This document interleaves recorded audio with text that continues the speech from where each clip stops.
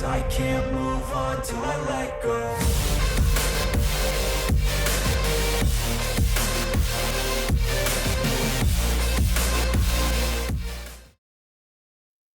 Welcome, friends. Welcome. We are on day 15 of streaming all month. Every day this month, not all month. Every day this month, at least. But we're doing it. We're here. I'm here for day 15. And we are going to be playing more Doki Doki Literature Club. I'm ready. I'm ready for this romantic love story to progress. I'm eager to jump in. It's been too long since we last played. We need to play it again.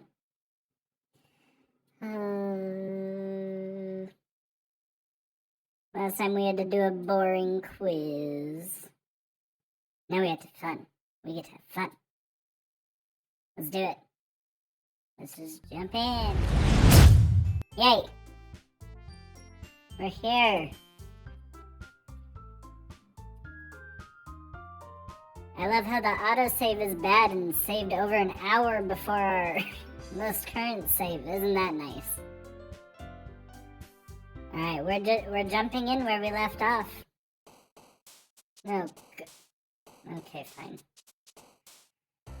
I think we're going for Sayori. We did last time. Why not this time?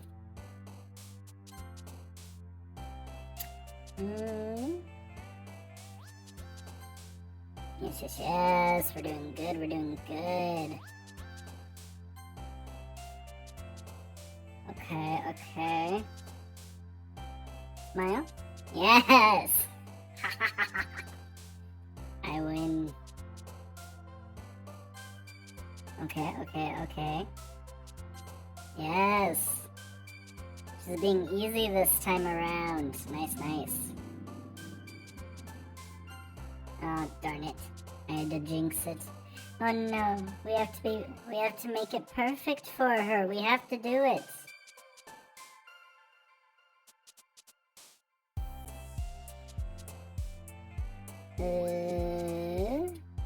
Raindrops?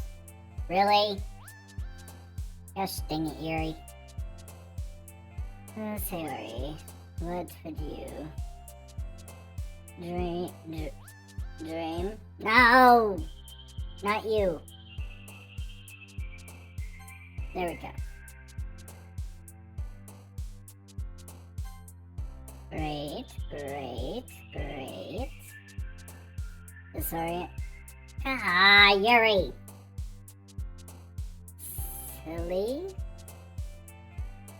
Silly. Yeah! We'll woo her yet. We will woo her yet. Da. What feels her? What feels like her? Summer. Ah! Natsuki, not you. Well, I should have seen that coming.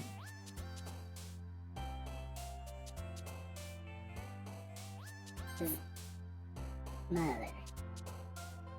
Lazy. Yes, she is very lazy. We know. Marriage. She seems the type. Ring cloud. Heck yeah. Memories. Definitely. She is our childhood friend after all.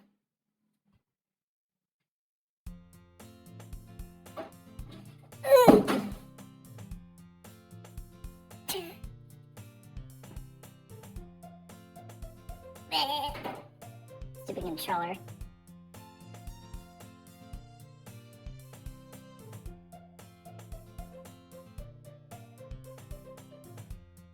Okay. I'm sorry. Another day passes and it's time for the club meeting already. I've gotten a little more comfortable here over the past couple days. Entering the club room, the usual scene greets me. What new voice did I give to her last time?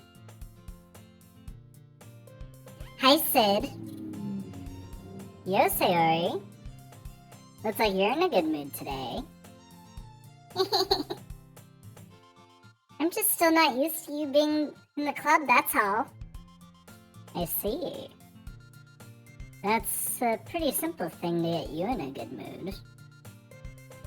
But I guess it's always the simple things with you anyway.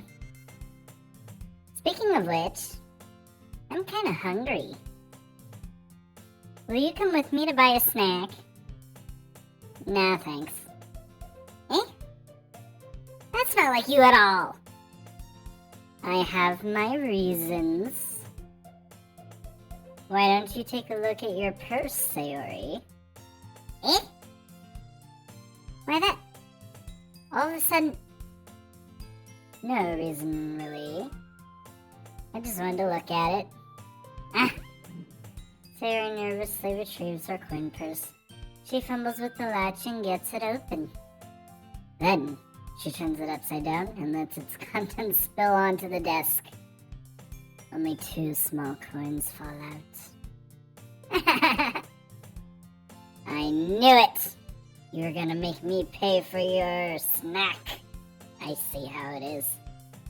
I can see straight through you, Sayori. That's not fair. How'd you even know? It's simple. If you had enough money in the first place, you would have bought a snack before even coming to the club room. I'm not that dumb. So either you're not hungry and want an excuse to take a walk, or you plan to conveniently forget that you spent all your money so that I would lend you some. Am I right or am I right? But there is one more thing. You're always hungry, Sayori. And so that only leaves one option. I give up. Don't make me feel guilty. If you feel guilty, that means you deserve to feel guilty. Yuri suddenly giggles. Eh? I didn't notice that she was listening in. Her face in her book as always. I wasn't listening or anything. It was just something in my book. Yeah, I'm sure. Yuri! Tell Sid to let me borrow some money. Don't get me involved like that, Sayori. Besides, you should only buy what you can responsibly afford. And frankly, after pulling a mischievous little stunt like that, your suffering is fair enough retribution. She'll leave both of us speechless. Did I just... I didn't mean that. I got too absorbed into my book.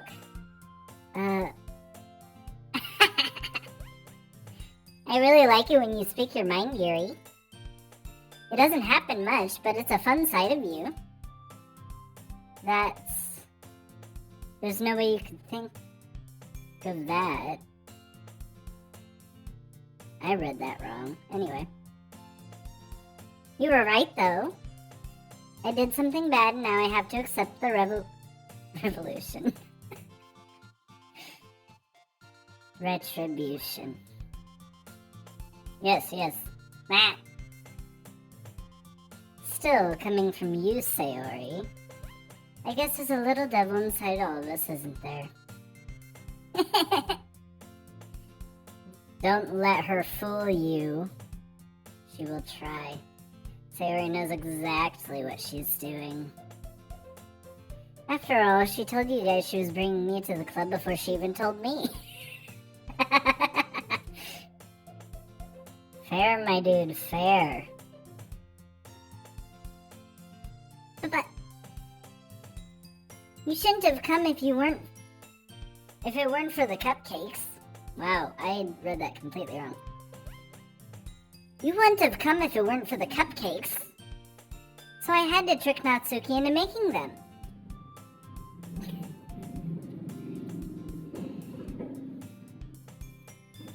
Come on, give me more credit than that, Sayori. I don't know, me. We've seemed to have been dodging people all this time. I don't see it being that unbelievable, but if we insist, I guess. Out of nowhere, something smacks Sayori in the face and tumbles onto the desk. Gosh dang it, why am I after the one that's the clumsy punching bag of the group? Crap. Yeah! Ow! What was... A cookie? Sure enough, it's a giant cookie wrapped in plastic. Oh, who gave her a snack for free? That wasn't me. Sayori glances around. Is this a miracle? It's because I paid my restitution.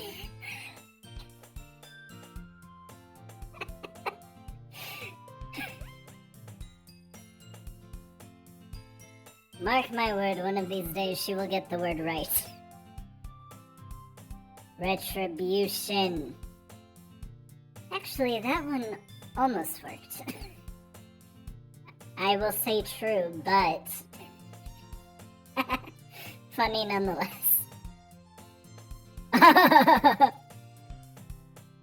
I was just gonna give it to you. But then I heard you blab about the cupcakes.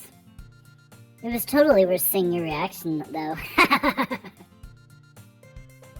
Natsuki! That's so nice of you! I'm so happy! Sayori hugs the cookie. God. No, not hug the person that gave her the cookie, hug the cookie. Okay. Well, I did say that she is hungry all the time, so I suppose I can't blame her. Jeez, just eat it. You don't need to hug it. You silly.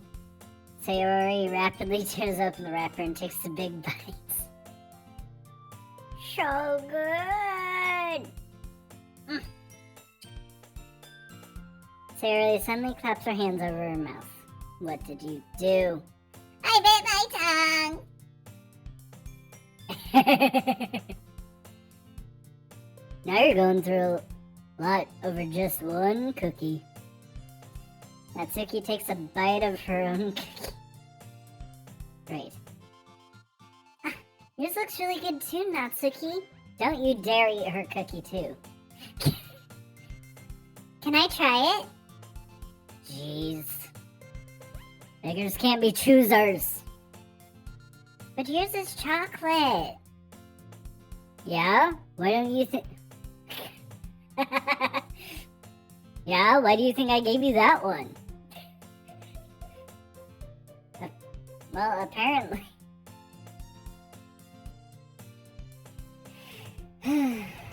Fine. Still, I'm really happy that you shared this one with me. Sayori gets out of her seat and goes behind Natsuki, then wraps her arms around her. See, there you go. You hug the person that gave you the cookie, Natsuki, not the cookie. My lord. Hugging the cookie, you gotta be kidding me. Oh, jeez. I get it. Cookie still in hand, Natsuki reaches up to nudge Sayori off of her.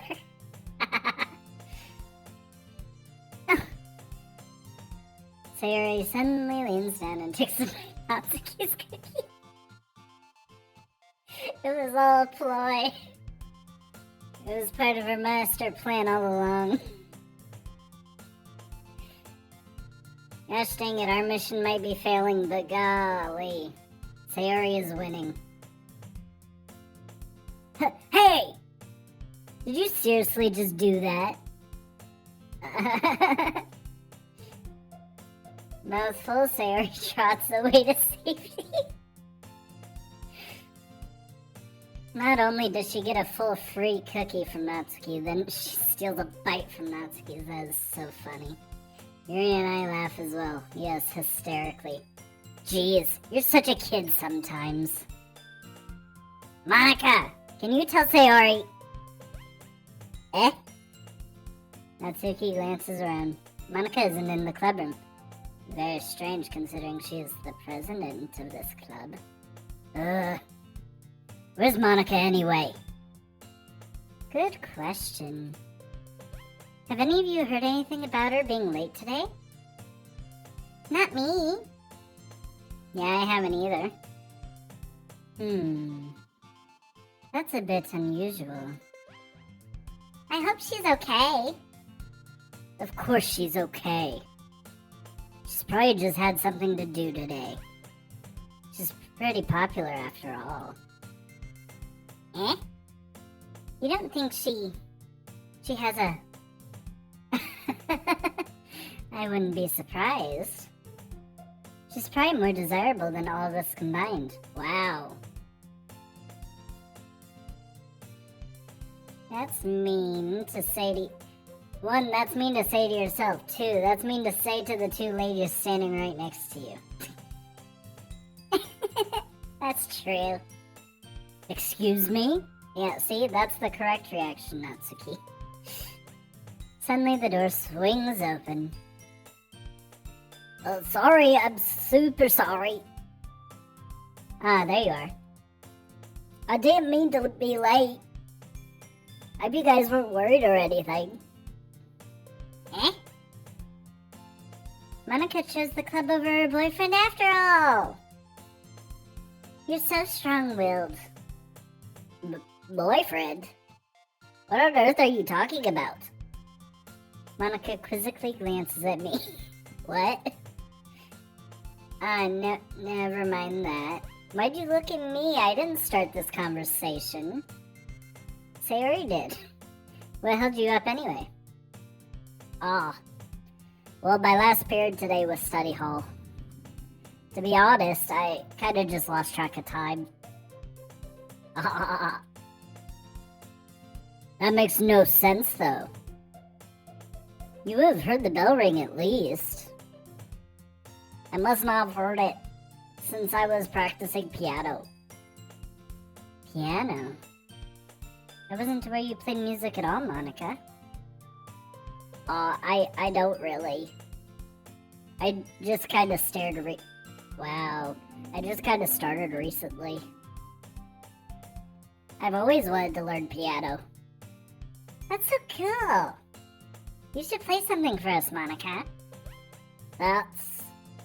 Monica looks at me. Maybe once I get a little bit better, I will. Yay! That sounds cool. I'd also look forward to it. Is that so? In that case, I won't let you down, Sid.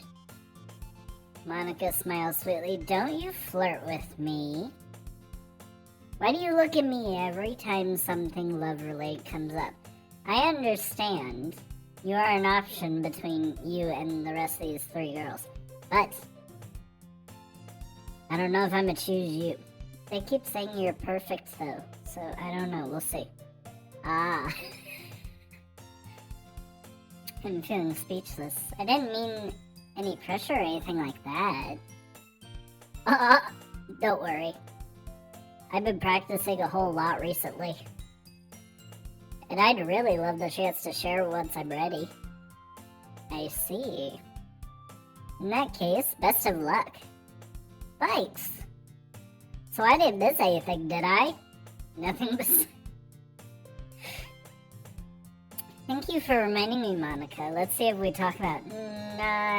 Not really. Let's just leave out Sayori's mischievous escapade. You know what? Sure. You probably should have told her, but... Because that would have been funny. I'm sure Natsuki will end up complaining to her anyway. Well, she did already try, so I wouldn't doubt it. It looks like everyone has already settled down. Sayori somehow already finished her entire cookie. That's a surprise why. Yuri is back to her book and Natsuki disappeared into the closet. Nice. Now. Sid! Sayori suddenly comes up to me. I'm gonna go get some supplies from another classroom. Wanna come with me? Supplies? What for? Well, you know, the festival coming up. Me and Monica were going to make some posters and stuff. So I need to find some crayons and markers and glue sticks. I see. Sure, I'll go with you. Yay! Yay, we're running errands together. How fun. Okay, Monica, we'll be back soon. Are you going with Sid to get the supplies? There's no need to trouble yourself. I'd be happy to go with him. It was Sayori's idea to go and get supplies. Why is this on me now? Aw, but I wanted to go. It's so much fun exploring empty classrooms and stuff.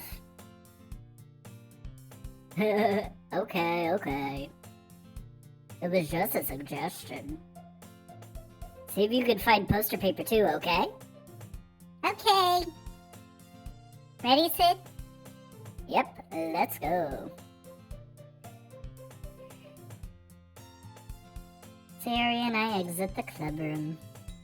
I follow behind as Sayori hums and skips around the hallway. Honestly, it feels like I'm taking care of a kid to the... Why? Why do I talk and not read? I don't understand it. It feels like I'm taking a kid to the mall or something. Sayori finds pleasure in the simplest things sometimes. Hey Sayori, what exactly are we doing for the festival anyway? I'm not sure how you'd make an event out of literature. Fair. Me and Monica have it all planned out. Don't you worry. Is that so? Yep. We're gonna do a poetry performance. A performance.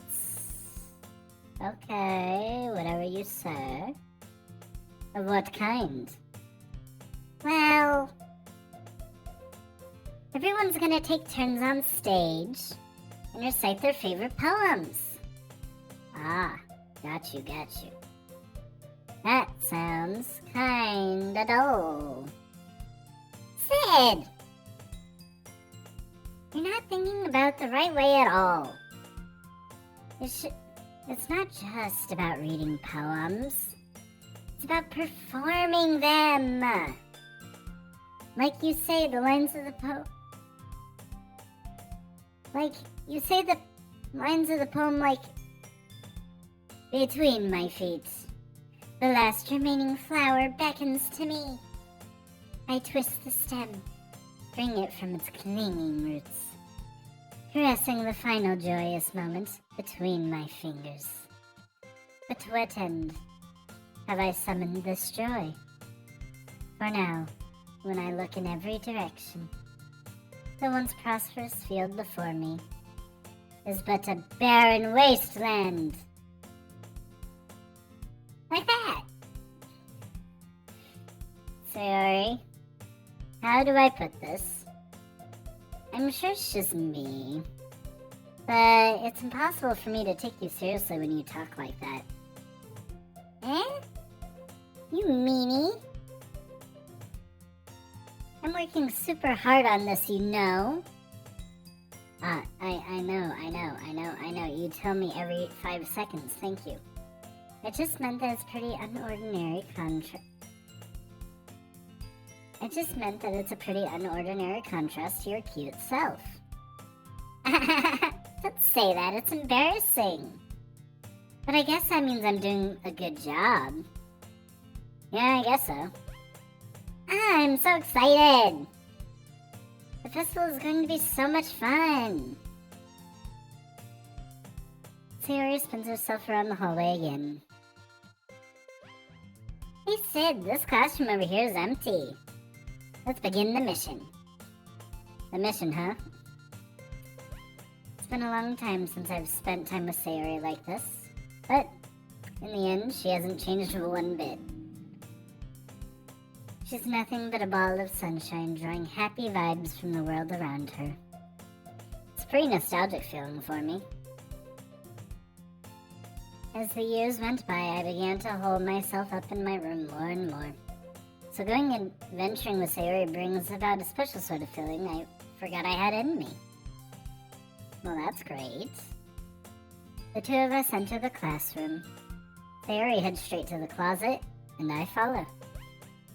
Let's see what we have in here. Crayons!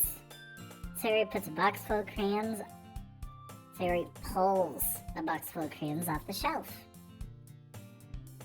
They're the best brand, too.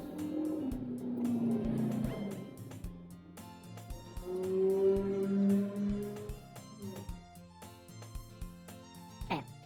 They're kind of dirty, though.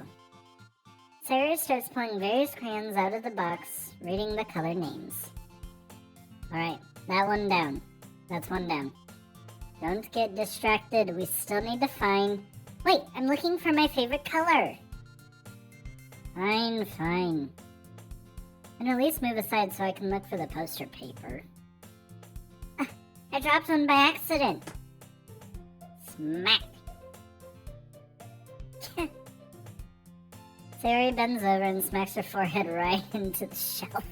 God, why are you so accident prone? She falls to the floor and the crayons spill all over her lap. Oh no. Ow. You okay? Does she sound okay? My forehead! Sayori clutches her forehead. Jeez, Sayori, you clumsy girl. That's just like you, isn't it? Come on, let me see. Since Sayori is sitting on the floor, I grab her by the waist and pull her out of the closet. You have to move your hands, Sayori. But it hurts! Just do it for a second, it'll all be over soon.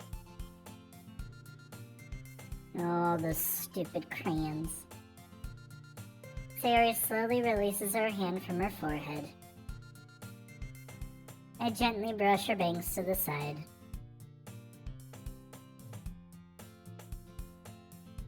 Ow! Sorry. There's a huge red mark on the center of her forehead. Oh, Sayori, how could you? The bump is starting to form as well. Oh God, what did you do, lady? Man, that's gonna swell up. I should find you some ice. Sid! Where would I even find ice around this time? Ah, I guess a cold drink would do. You don't have to... I'm fine with it. Looking like a unicorn. Sayori, that would be cruel of me to leave you looking like a unicorn. Even wishing from the pain. Sayori makes a silly... Wishing? Wow, speaking. Love it. Even wincing from the pain, Sayori makes a silly joke. What are you saying? I'll be right back, okay? Okay.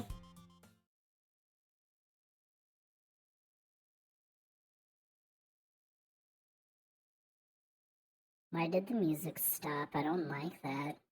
I pat Sayori on the shoulder and run out into the hallway. I locate the nearest vending machine. What should I get? Doesn't really matter since it will be used as an ice pack rather than a drink. But I know Sayori likes apple juice, so I purchased that one. In just a moment, I'm already returning to the classroom where I left Sayori. Yay! She has one palm on her forehead and is using the other hand to clumsily scoop crayons back into the box. At least they were already in the wrong spots before I spilled them. Sayori, here. I hand Sayori the bottle of apple juice. It's nice and cold. It looks nice as well. That looks delicious.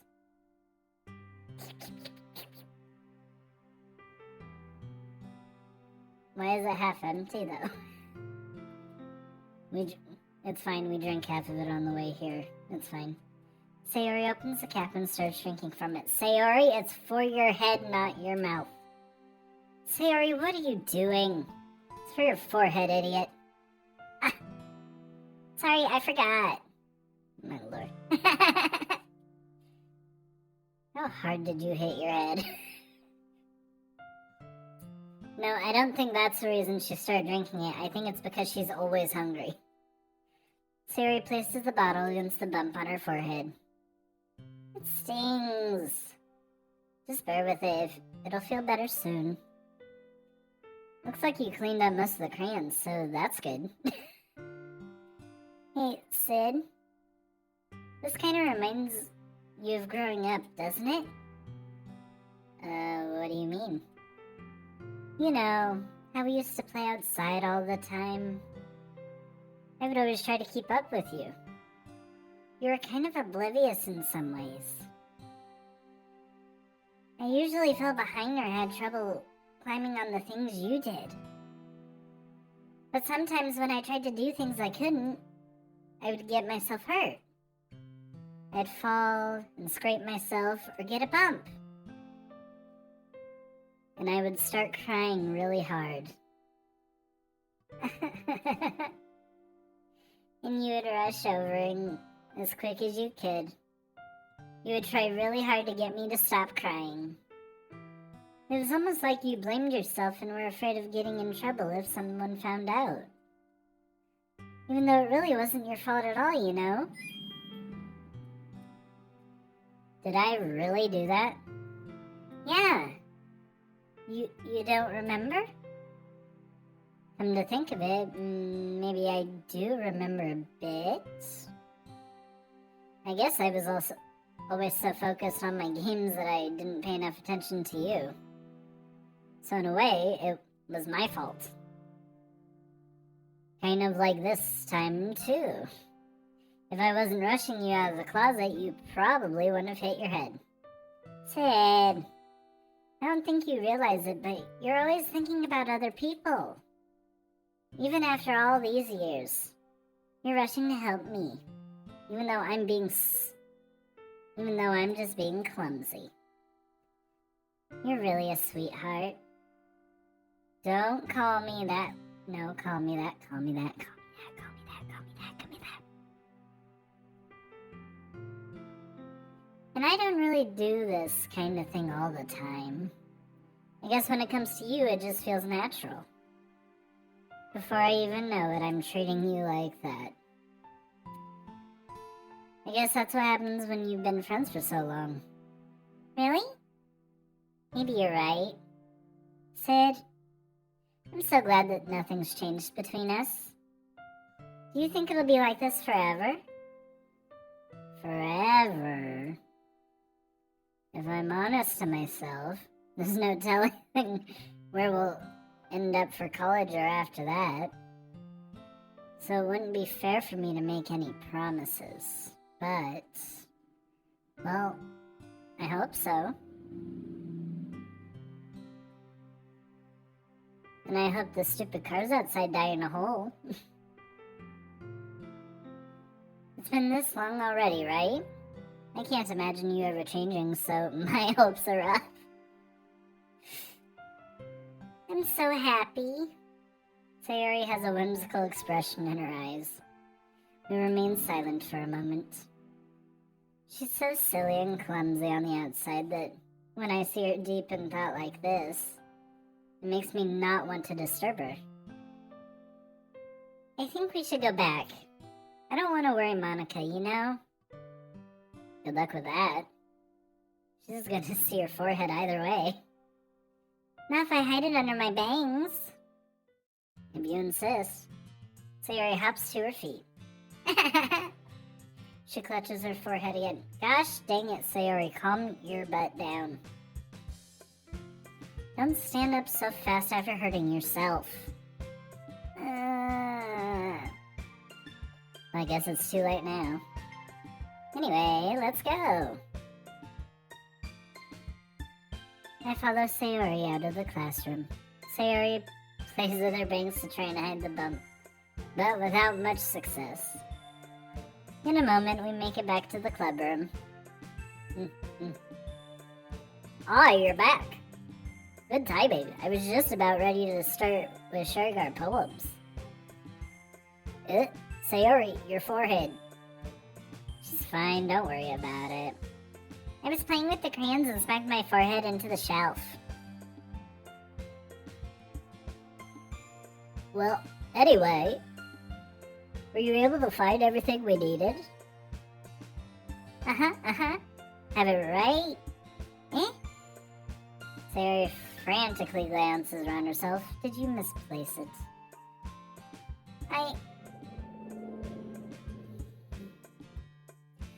I forgot all the stuff.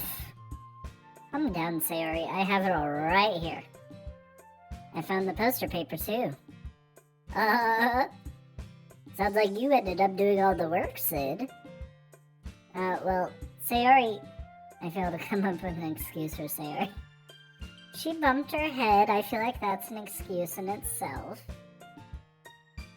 I made it an adventure.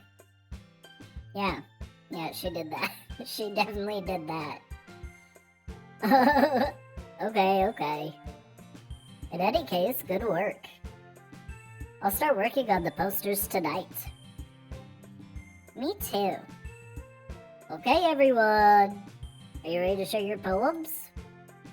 I guess I should grab mine. After making sure the crayon box is closed tightly, I return to my seat. Who should I show my poem to first? Let's start with Monica. Hi again, Sid. How's the writing going? Alright, I guess. I'll take that. As long as it's not going bad. I'm happy that you're applying yourself. Maybe soon you'll come up with a masterpiece. I would not count on that. You never know. Want to share what you wrote for today? Sure, here you go. I give my poem to Monica. Alright. It's pretty good. It makes me think of Sayori, like the other one that you wrote. You two are like the dynamic duo. That's kind of exaggerating it. Yeah, probably. But you spend a lot of time with her, even in the club, don't you? Then again, I don't blame you for being a little shy. I'm not shy, it's just... I'm just teasing. I know it takes a bit of time to make friends with everyone. But Yuri and Natsuki are super interesting people, so don't be afraid to give them their share of time. You can talk to me every now and again, too. I'm not, like, unapproachable or anything, am I? No, it's nothing like that. It's your nerdy voice. I was just still getting used to being here, that's all, and listening to your nerdy voice. Yeah. I'm sorry if I was putting pressure on you or something. I really didn't mean it like that. No, don't worry. It's fine. I get what you're saying. Well, alright. But anyway, you want to read my poem now? I like the way this one turned out, so I hope you do too. Alright, let's take a look. Should I read it in her voice? Let's do that. Save me. The colors. They won't stop. Bright, beautiful colors. Flashing, expanding, piercing, red, green, blue, and endless cacophony of meaningless noise. The noise, it won't stop. Violet, raining waveforms. Squeaking, screeching, piercing, sine, cosine, tangent. Like playing a chalkboard on a turntable. Like playing a vinyl on a pizza crust. An endless poem of meaninglessness.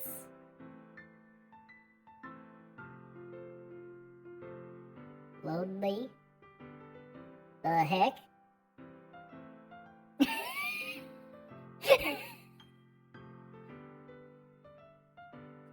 Well, that last line was 10 times worse in her voice. It's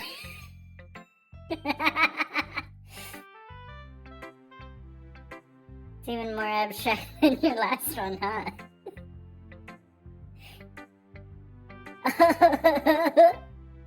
I guess it's just the way I write. I'm sorry if you don't like it. No, I never said that. It's just a kind of thing I've never really seen before, I guess.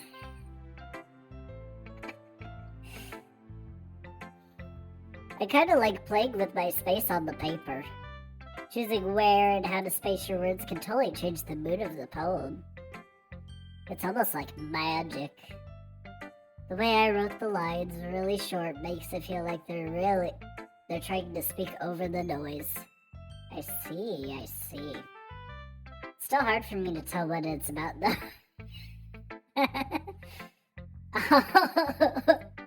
Sometimes asking what a poem is about isn't the right question.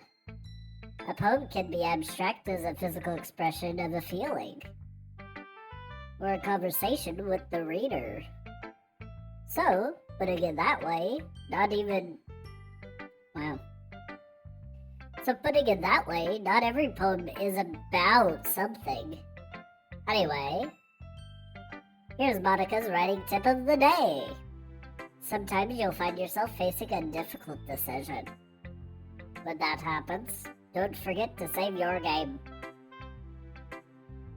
You never know where you might change your mind, or when something unexpected may happen. Wait, is that tip even about writing? What am I even talking about? Good question. That's my advice for today. Thanks for listening. So noted. Save before tough decisions, maybe. I don't know, that seems less fun that way though. Maybe I will, just in case, but I'm not saying that we'll use them.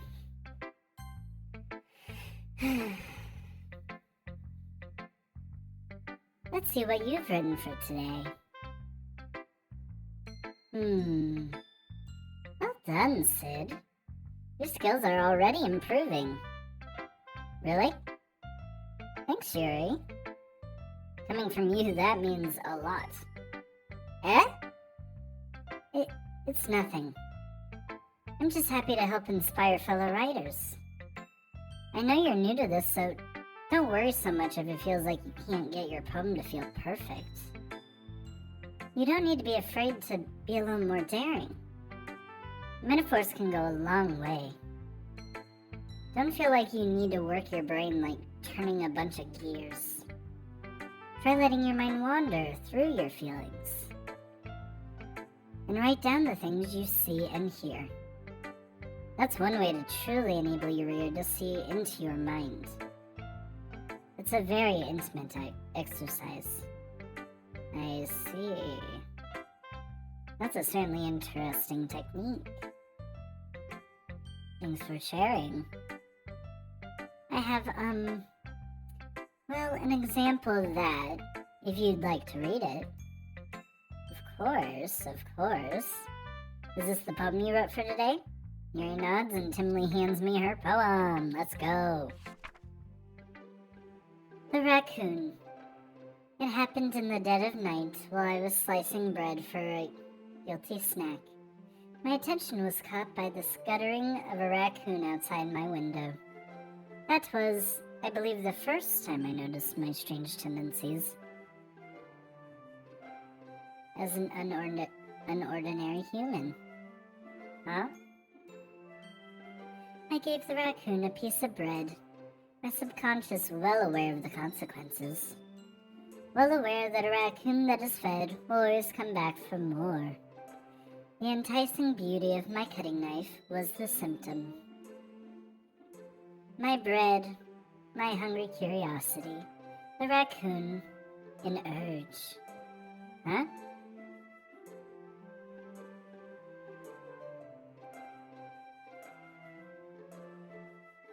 I'm going to assume that's what that word is. The moon increments its phase and reflects that much more light off of my cutting knife. The very same light that glistens in the eyes of my raccoon friend. I slice the bread, fresh and soft. The raccoon becomes excited. Or perhaps I'm merely projecting my emotions onto the newly satisfied animal. the raccoon has taken to following me. You could say that we've gotten quite used to each other. The raccoon becomes hungry more and more frequently, so my bread is always handy. Every time I brandish my cutting knife, the raccoon shows me its excitement. A rush of blood. Classic Pavlovian conditioning. I slice the bread, and I feed myself again. Wow. I was a little more daring with this one than yesterday's. I can see. It's a lot more metaphorical. I don't know if it's my fault, but I can't begin to imagine what this poem is about. That's right. It's a bit closer to my preferred writing style. Using the poem as a canvas to express vivid imagery and conveying emotions through them. Yeah, if I take it at face value, then I can't even figure out what it's supposed to mean. Well, I think it's something that different people can relate to in their own way. I want to express the way it feels for me to indulge in my more unusual hobbies. It's those sorts of things I'm usually forced to keep to myself. So I sometimes enjoy writing about them. Why do you keep them to yourself? Because they're embarrassing. And people would make fun of me. Don't you have anything like that, Sid? Well, yeah, I guess I do. I feel like everyone has a little something like that. The best we can do is respect each other and our individualities. Even if it's difficult sometimes, and some things make us uncomfortable. After all, if I hadn't learned to embrace my own weirdness, I would probably hate myself. I might be ranting a little bit now, but I'm glad that you're a good listener. Well, that was nice. Alright, we're saving Sayori for last. Natsuki, what you got for me? With your deep voice. Well, it's not really any worse than your last one. But I can't really say it's any better either. Phew. Huh? Phew what? Well, anything that isn't a train wreck, I'll take as a win. And I get the feeling you're probably the most critical. Hey, what makes you... Wait, maybe that was a compliment, she thinks to herself. Glad to see someone recognizes my experience. Well then, keep practicing and maybe you'll be as good as me someday. That's something tells me Natsuki completely missed the point. Come to think of it, this kind of reminds me of Sayori's poem from yesterday. You think so? Yeah. Well, I guess you've been friends with her for so long, you might be on the same wavelength. But you never really struck me as her type. Sayori has a type all of a sudden? Well, I don't know. But honestly, how can someone so fluffy spend so much time with someone like you? It's like she's dragging around dead weight.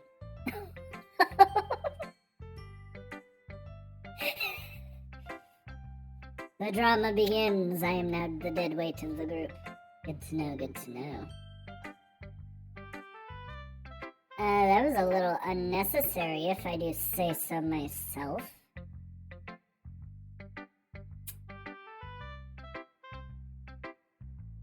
But think of it this way. If it weren't for me, she'd probably just fly away like letting go of a balloon. Well, that wasn't exactly nice either, me. But okay. You could say we each take care of each other in our own way. Whatever it is, I don't get it. Oh yeah, I guess I'm supposed to show you my poem. Here. Amy likes spiders. You know what I heard about Amy? Amy likes spiders. Icky, wriggly, hairy, ugly spiders. That's why I'm not friends with her. Amy has a cute singing voice. I heard her singing my favorite love song. Every time she sang the chorus, my heart would pound to the rhythm of the words. But she likes spiders. That's why I'm not friends with her. One time, I hurt my leg really bad. Amy helped me up and took me to the nurse. I tried not to let her touch me. She likes spiders, so her hands are probably gross. That's why I'm not friends with her. Amy has a lot of friends. I always see her talking to people. She probably talks about spiders. What if her friends start to like spiders too? That's why I'm not friends with her. It doesn't matter if she has other hobbies. It doesn't matter if she keeps it private. It doesn't matter if she hurt anyone. It's gross. She's gross. The world is better off without spider lovers. And I'm gonna tell everyone. Not bad, right? It's quite a bit longer than yesterday's. Yesterday's was way too short. I'm just warming up. I hope you don't think that was the best I could do. No, of course not. Anyway, the message is pretty straightforward in this poem. If I do say so myself, yes.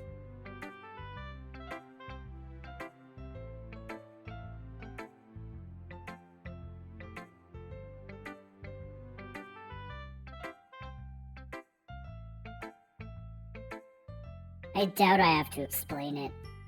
Sometimes you can explain complicated issues with much simpler analogies. And it helps people realize how stupid they're being. Like anyone who would agree that the subject of this poem is an ignorant jerk. Do you know people like that? Of course. It's about how everyone thinks that doesn't matter. It can be about anything. I wrote it to be easy to relate to. Everyone has some kind of weird hobby or guilty pleasure. So everyone keeps saying today. Don't act like you're original. Everyone's been saying it all day. Okay? Sometimes that you're afraid if people find out. They'd make fun of you or think less of you. But that just makes people stupid. Who cares what someone likes as long as they're not hurting anyone and it makes them happy? I think people really need to learn to respect others for liking weird things.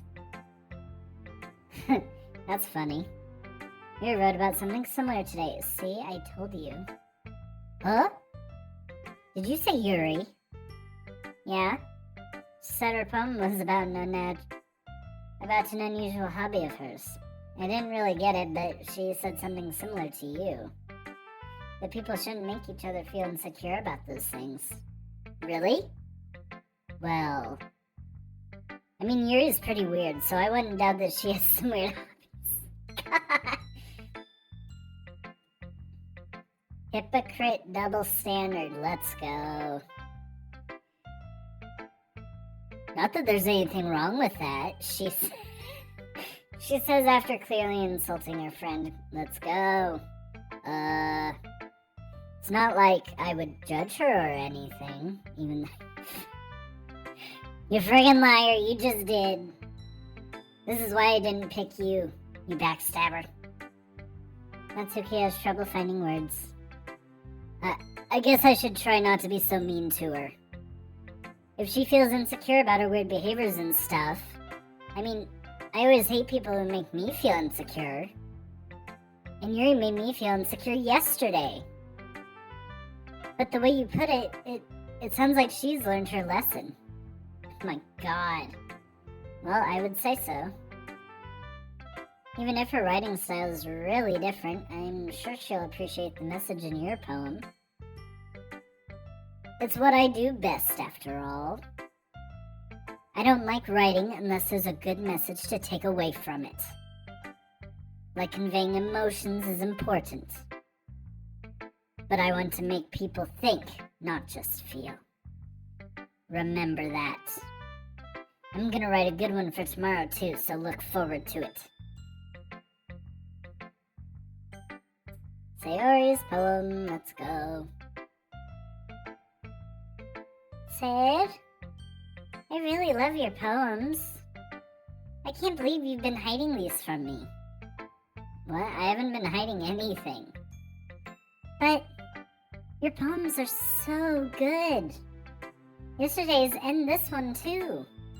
You can't tell me you haven't done this before.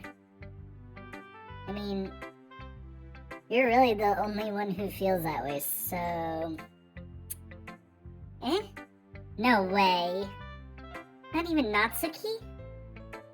Well, I guess Natsuki is the least likely to admit how much she likes something. That is also true. But I don't think it's that. What do you mean? Well... I guess I'll be honest about it. It's a lot easier to write poems when I'm thinking about you. Eh? What? Stop thinking weird things, idiot. I just mean that you're a really expressive person, I guess. Yes, that is what I mean.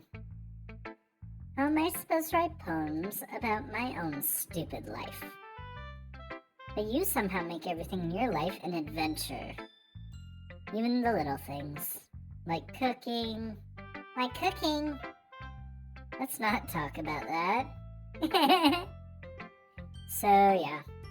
I guess what I'm saying is that I can feel more feelings through you than I can through myself. We have that kind of weird connection. It's your fault for getting in my business all the time. I love how we start kind of sweet talking her and then we're like, oh, and now it's your fault that I'm this way. Thank you. Eh? I don't know if I understand. She can't take the hint. She can't take the hint. You never understand when I try to explain things to you, do you, Sayori? I pat Sayori's head. Hey! I'm not a kid, you know. Are you sure about that? You act like one. Maybe. Sayori starts fiddling with her pencil between her hands. Hey, Sid. Will you give me your poem? I kind of want to keep it. Why? Because. Well, it's the first time you've written something for me. Lady, I didn't say it. Well, I said while I was writing it that I wrote it for you, but I didn't tell you that I wrote it for you. Huh? Sarah, you completely misunderstood. My thoughts exactly. Now, did I write this for her? Yes. Did I tell her that I wrote this for her? No. So what the heck is she talking about? This was an unplanned agreement. I didn't write this for you. Maybe. Oh, are you even listening anymore? Well, whatever. I'll give it to you when we go home. Really? Snap. Well, goodbye, pencil. I broke my pencil! Sayori hastily bends down to pick up the pieces she dropped. Wow, she gets strong when she gets emotional. But being inattentive of her surroundings, she bumps right into me. Gosh dang, you clumsy woman. Sorry. It's fine. I'll get it for you. I bend down and pick up the broken pencil. Sayori clutches the desk behind her to support herself, knees shaking. Jeez, lady. I'm a little clumsy today. I noticed. I think you're a little clumsy every day, are you not? Let's sit down, Sayori. Yeah. I grab Sayori's arm and help her sit at the desk. Dang, her knees wobbling over me? I definitely chose the right girl, didn't I? Anyway, I still haven't read your poem. Oh? Sorry, I forgot about that. That's not as good as yours. Jeez, don't worry, it'll be fine, I'm sure. I'm sure I'll like it. Bottles. I pop off my scalp like the lid of a cookie jar. It's a secret place where I keep all my dreams. And like to murder all the cars outside my window. Little balls of sunshine, all rubbing together like a bundle of kittens. I reach inside with my thumb and forefinger and pluck one out. It's warm and tingly. But there's no time to waste. I put it in a bottle to keep it safe. And I put the bottle on the shelf with all the other bottles. Happy thoughts, happy thoughts, happy thoughts in bottles, all in a row. My collection makes me lots of friends. Each bottle is starlight to make amends. Sometimes my friend feels a certain way. Down comes a bottle to save the day. Wow, I thought we were at the end. We have a lot more. Night after night, more dreams. Friend after friend, more bottles. Deeper and deeper my fingers go. Like exploring a dark cave, discovering the secrets hiding in the nooks and crannies. Digging and digging, scraping and scraping. I blow dust off my bottle caps. It doesn't feel like time elapsed. My empty shelf could use some more. My friends look through my locked front door. Finally, all done. I open up, and in come my friends. In they come in such a hurry. Do they want my bottles that much? I frantically pull them from the shelf, one after the other, holding them out to each and every friend. Each and every bottle. But every time I let one go, it shatters against the tile between my feet. Happy thoughts, happy thoughts, happy thoughts in shards all over the floor. They were supposed to be for my friends who aren't smiling. They're all shouting, pleading, something. But all I hear is echo, echo, echo, echo, echo inside my head. Okay. Alright. Holy crap. Sari, did you really write this? Of course I did. Didn't I tell you yesterday I was gonna write the best poem ever? Yeah, but... I mean, I didn't expect something like this coming from you. I thought it was pretty good. Monica taught me a whole lot. And I've been really in touch with my feelings lately. I see. It's almost kind of creepy, I would say. Creepy? Well, not exactly. Maybe because I'm so used to you being cheerful all the time. Well, never mind. I'm thinking too hard about it, don't worry. The point is, it came out good. So you should be proud of it. Aw, thanks. I feel like I was meant to express myself this way. It even helps me understand my own feelings a little bit better. Writing is like magic. You've gotten pretty passionate about this, huh? Hopefully you keep it up. Yeah! Writing's the best. I'm gonna keep writing until I die. Okay, don't get ahead of yourself, lady. Theory always had a habit of getting obsessed with something before dropping it no more than a week later. That sounds like me. That sounds very much like me. We get along great, Theory. I wonder if this is one of those times. Well, maybe. We'll just have to wait and see, won't we? But seeing the passion in her eyes makes it hard for me to be pessimistic.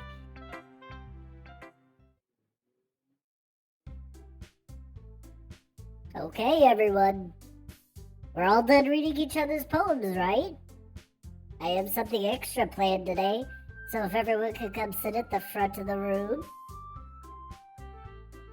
Is that about the festival? Well, sort of. Ugh. Do we really have to do something for the festival? It's not like we can put together anything good in just a few days. We'll just end up embarrassing ourselves instead of getting any new members. That's a concern of mine as well. I don't really do well with last-minute preparations. Don't worry so much.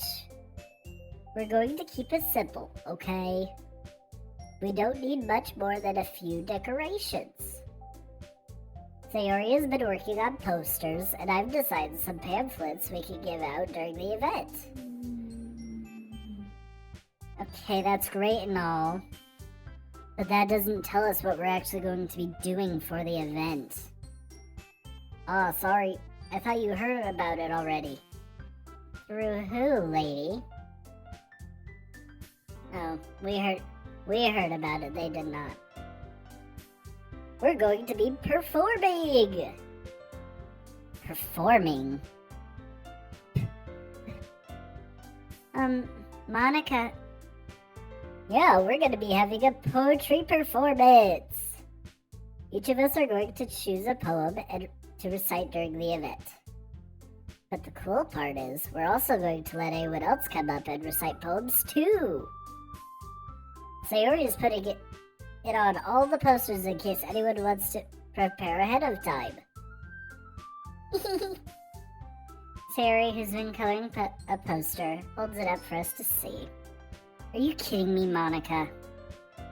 You didn't already start putting those posters up, did you? Well, I did. Do you really think it's that bad of an idea? Well, no. It's not a bad idea. But I didn't sign up for it, you know. There's no way I'm going to be performing in front of a group of people like that. I agree with Natsuki. I could never, in my life, do something like that. Imagining it, Yuri shakes her head in fear. Mwahaha. Guys! No, Sayori. I understand where they're coming from. Remember that Natsuki and Yuri have never shared their poems with anyone until just a couple days ago. It's a lot to ask of them to recite their poems out loud to a whole room of people, so I guess I kind of overlooked that. So, I'm sorry.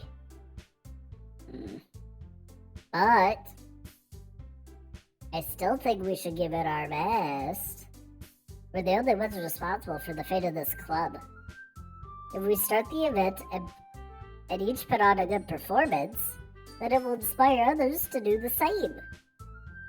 And the more people who perform, the better we'll be able to show everyone what literature is all about. Yeah. It's about expressing your feelings, being intimate with yourself, finding new horizons, and having fun. That's right. And it's those reasons that we're all in the club today. Don't you want to share that with others? To inspire them to find the same feeling that brought you here in the first place? I know you do. I know we all do. And if it all takes standing in front of the room for 2 minutes and reciting a poem, then I know you can do it.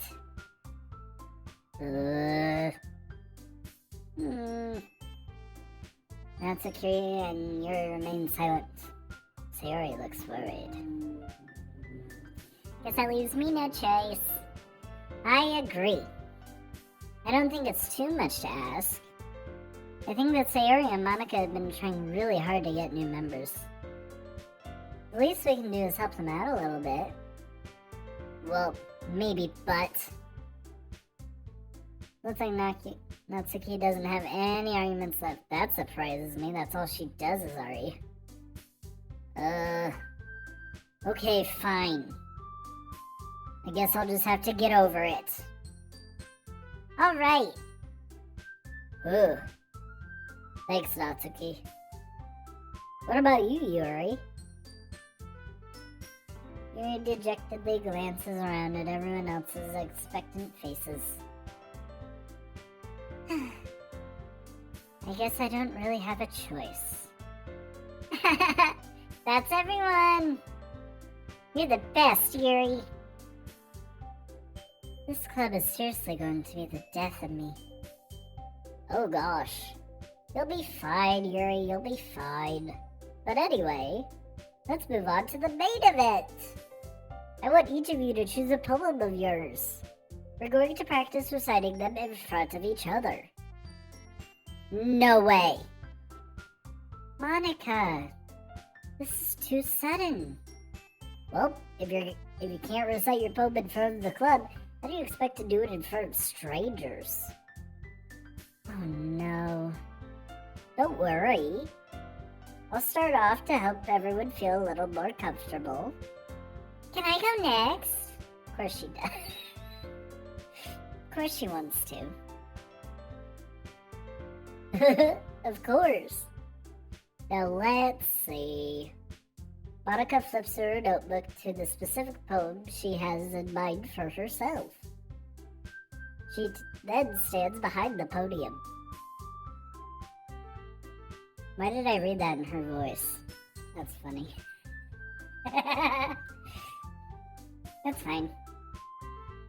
The title of this poem is The Way They Fly. Monica begins reciting her poem. Her clear, confident voice fills the room. More than that, her inflection is pristine. She knows exactly how to apply emotion behind each line she recites, bringing the words to life. Is this something she's done before, or is she simply a natural? I glance around me. Everyone has their eyes on Monica. Sayori looks amazed. Yuri has an intense expression on her face that I don't understand. Finally, Monica finishes the recitation. The four of us applaud. Monica takes a breath and smiles. That was so good, Monica. Thank you very much. I was just hoping to set a good example. Are you ready to go next, Sayori? I'll go next. What is this? Yuri.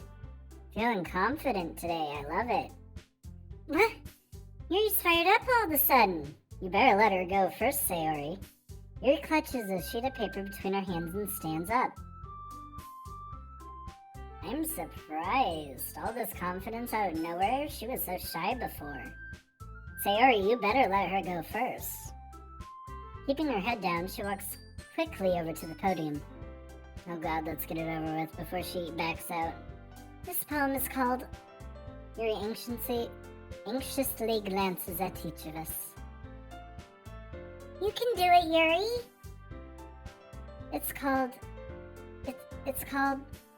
After Image of a Crimson Eye. Yuri's voice shakes as she starts reading the poem. Just a moment ago, she practically refused to do this. Why is she suddenly putting in so much effort? I don't know, but it's cool of her. As Yuri gets past the first couple of lines, her voice changes. It's almost like what happens when Yuri gets absorbed into her books. Ooh. Or like when I forget my character's voices and change halfway through. Her quivering words transform into the sharp syllables of a fierce and confident woman. The poem is full of twists and turns in its structure that she enunciates with perfect timing. This must be a rare glimpse into the whirling fire Yuri keeps concealed inside her head. Suddenly, she is finished. Everyone is stunned. Yuri snaps back into reality and glances around her, as if she's bewildered even herself. Damn. Atta girl. It's up to me to save the situation as per usual. I'm the first to start applauding. Everyone joins me afterwards, and we give Yuri the recognition she deserves. I'm so nice. It's not that we didn't want to applaud for her, but we were caught so off guard that we just must have forgotten. As we applaud, Yuri holds the poem to her chest and rushes back to her seat. Oh, the courage cometh as fast as it leaveth. Yuri, that was really good. Thank you for sharing. Looks like Yuri is down for the count. Yeah, it sounds about right. Okay. I guess I'm next then. Sayori hops out of her chair and cheerfully walks to the podium. This one's called My Meadow. Sorry, I giggled. Sayori, it's a lot harder than I thought. How'd you guys do it so easily? Try not to think of it like you're reciting to other people. Imagine you're reciting to yourself, like in front of a mirror or in your own head. It's your poem, so it'll come out the best that way. I see.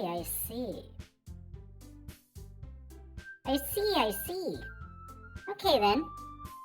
Sayori begins her poem. Somehow it feels like her soft voice was made as a perfect match. The poem isn't aimlessly cheery like Sayori is. It's serene and bittersweet. If I were to read this on paper, I probably wouldn't think much of it. But hearing it come from Sayori's voice almost gives it a whole new meaning. Maybe this is what Sayori meant when she said she likes my poems. It's like I get to reach more deeply into someone I thought I knew through and through. Sayori finishes, and we applaud. I did it! Good job, Sayori. Even Sid liked it. I guess that's a good sign. What does that even mean? It came out nicely, Sayori. The atmosphere of the poem fits you really nicely. But it might be that other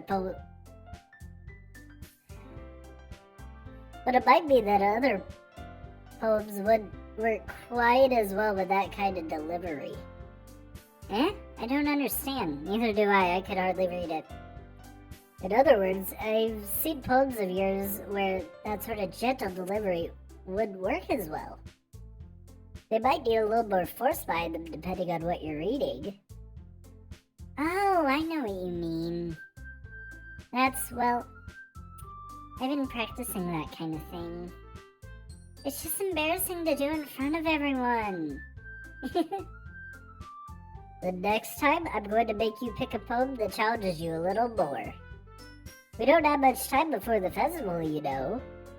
Okay. Now, who's next? Natsuki? Don't make me go before Sid. It's not like I can compare to you guys anyway. Might as well let Sid lower everyone's standards a little bit. She is rude for no reason. God, and it hurts so much. Might as well let Sid lower everyone's standards a little bit before I have to do it. Natsuki!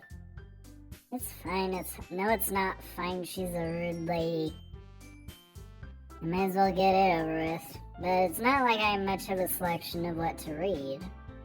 I'll just have to go with what I wrote for today. I stand up in front of the podium. Everyone has their eyes on me, making me feel terribly awkward. I recite my poem. Since I'm not exactly confident in my own writing, it's hard to put energy into it. Despite that, once I finish, I receive applause anyway. Sorry, I'm not really as good as everyone else. Don't worry about it so much. I think it's less about your abilities and more about your lack of confidence in your writing. That's something that'll improve over time, though. Yeah, maybe. Alright then. That just leaves you, Natsuki. Yeah. I'm going. Natsuki begrudgingly gets out of her seat and makes her way to the podium. The poem is called... Why are you looking at me? Because you're presenting. Anyway, the poem is called Jump. Natsuki takes a breath. Once she starts reciting the poem, her sour attitude disappears a little. While she's still a little unenthused, her poem has a rhythm and rhyme to it. It's Natsuki's trademark style, and it works surprisingly well when spoken aloud. The words feel like they bounce up and down, as if giving life to the poem. Natsuki finishes, and everyone applauds. She huffs back to her seat. That wasn't so bad, was it? Easy for you to say. You'd better not make me do that again. Oh, well. Do you at least feel prepared enough to recite a poem in front of other people? I mean, doing it in front of other people will be way easier. I can put on whatever face I want for other people. But when it's just my friends, it's just embarrassing. That's a surprise, Natsuki. I think I would be the other way around for me. Well, that's just how it is, so... Well, I guess in any case, you won't have much to worry about for the festival. That said, I want to thank everyone for coming through. It might be hard, but I hope you all have an idea of what it's like now. Make sure you pick a poem.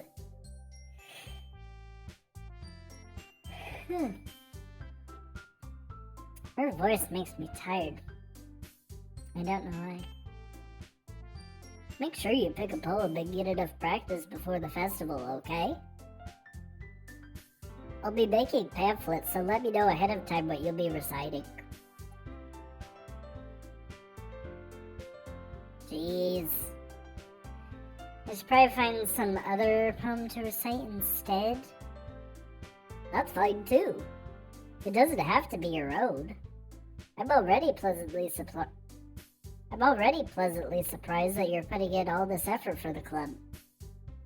It makes me really happy. Yeah, no problem. I am a club member after all. Okay, everyone. I think that's about it for today. I know the festival's coming up, but let's try to write poems for tomorrow as well.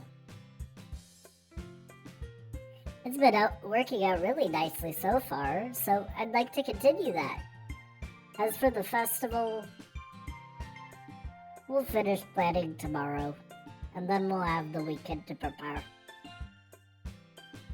Monday's the big day. I can't wait. I can do this. Alright. Now stand up. There's no way I'll be able to find the same enthusiasm as Sayori and Monica, but I will do my best to get through it. Yes, we will. If it's for the sake of the club and impressing Monica, then I'll have to do my best. Impressing Monica, when was that our goal? Ever. Ready to go, Sayori? Yep. Look at you two always going home together like that. It's kind of adorable, isn't it? Jeez, guys.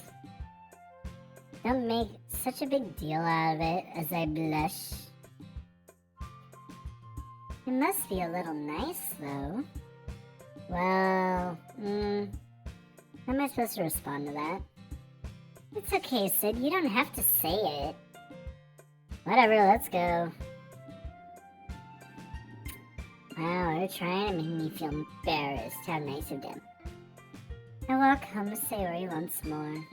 Even though it's only been a few days, a lot of things have already changed. But today, Sayori is being a little quieter than usual on the way home. Uh-oh, what's wrong with her? She's never quiet. She's loud and rambunctious. That's her thing. Hey, Sayori. Why are you being so quiet? Sorry, I was spacing out. Okay, no wonder. I was thinking about something from earlier. I like how we get to, Sarah fumbles with her words. So, let's just say that one day, Yuri asked to walk home with you. Huh? What would you do?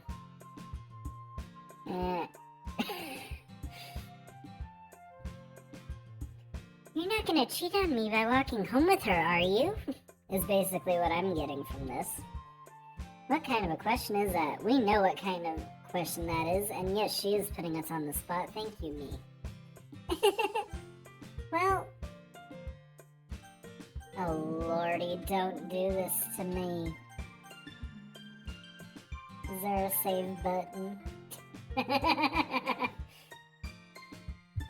You know what? Okay. We'll use this one as our main save slot. And we'll put this decision here. Uh-oh. There we go. You know what? We're going after Sayori, so...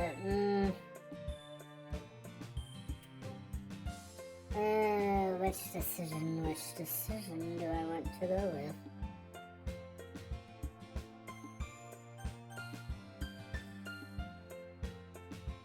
You know what? Yuri kind of scares me, so I think we'll still walk with Sayori.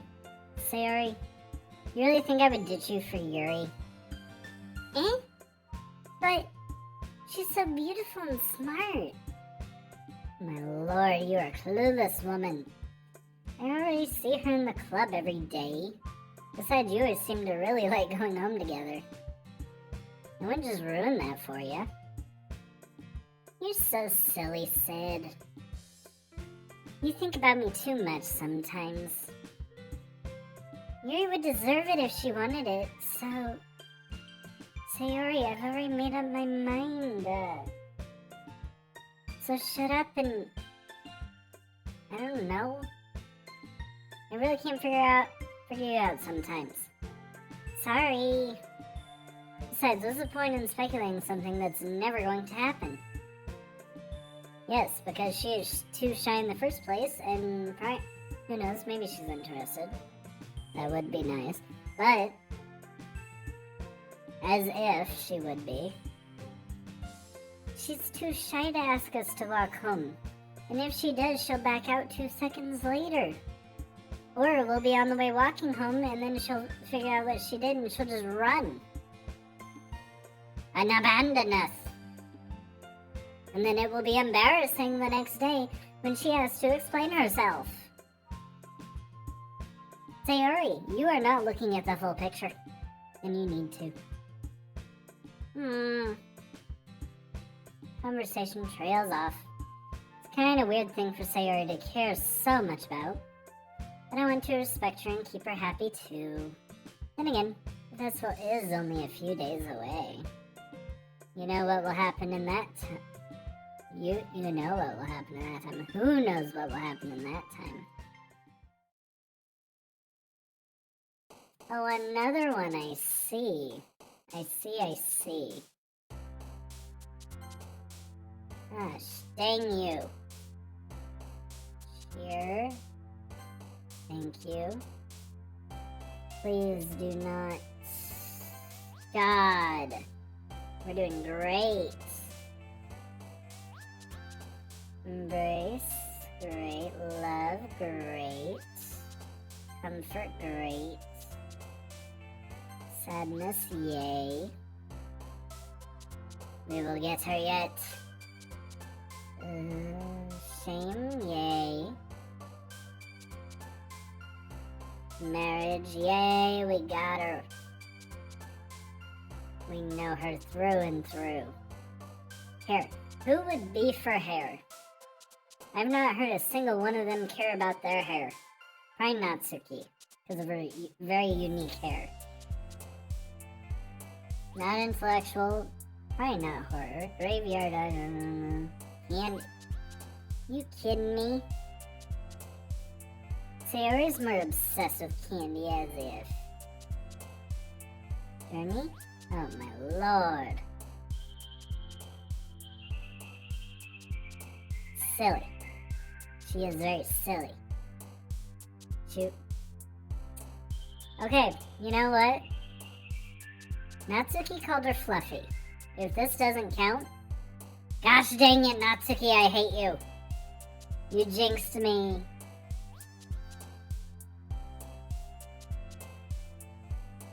Enemy. Wonderful. Wonderful. Yay! Infallible sensation, vivacious, precious, starscape, dark, bed, variance, ribbon. Definitely bed. She sleeps all the time. Bouncy? Oh, I thought she'd be bouncy. Rain cloud? Yeah, she's... yeah. Nightgown extreme warm. Incongruent. Disarray. Parfait. Well, I love how we have disarray and then parfait. Gosh dang it. Lazy. She is very. Okay, we gotta make this last one hurt. Come on.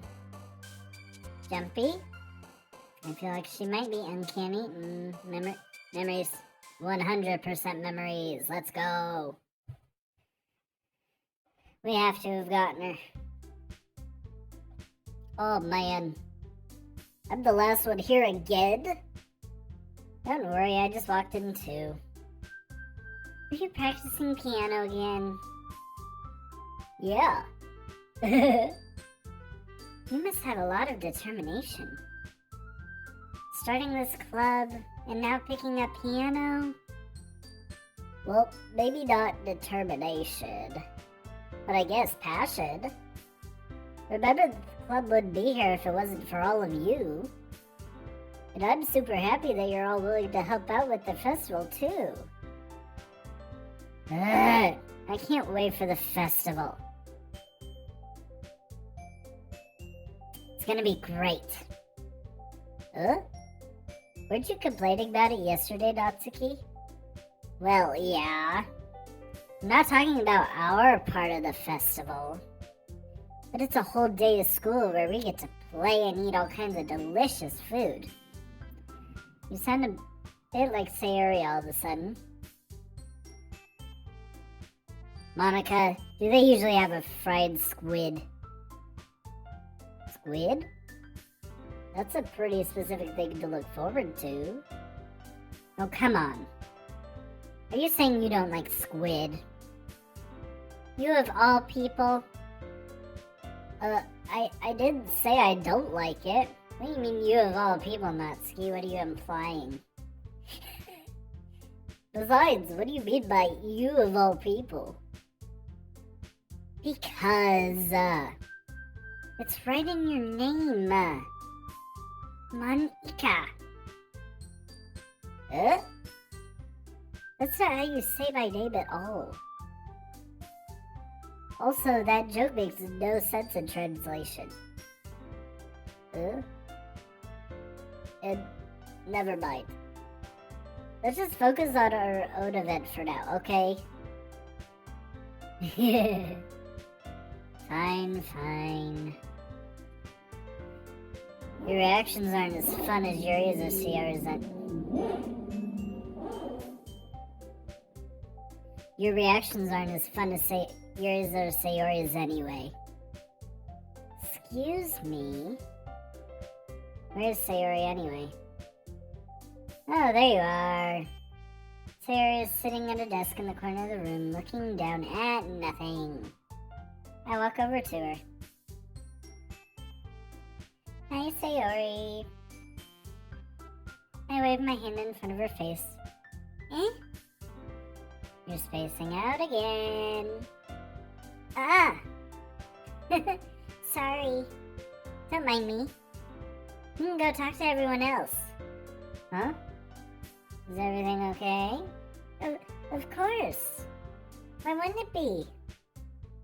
It just feels like you're a little off.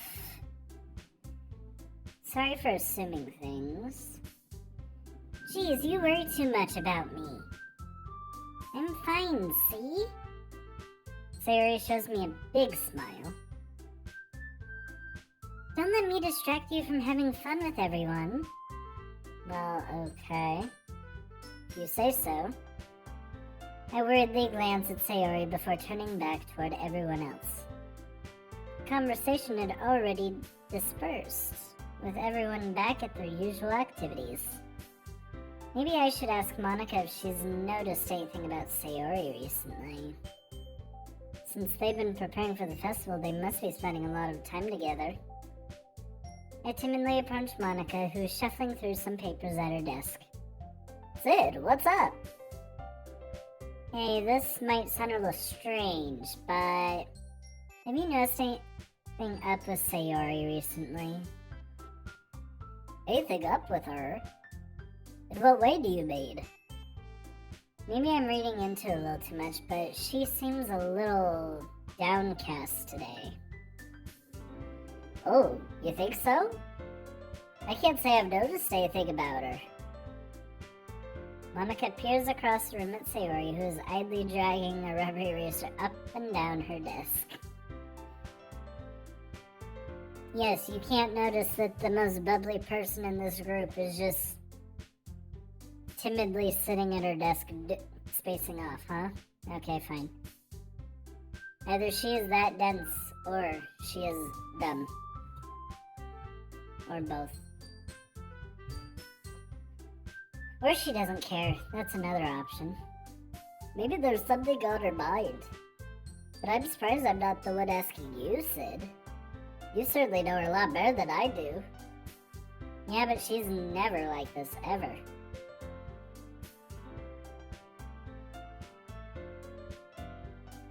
She's always talked to me about things that bothered her.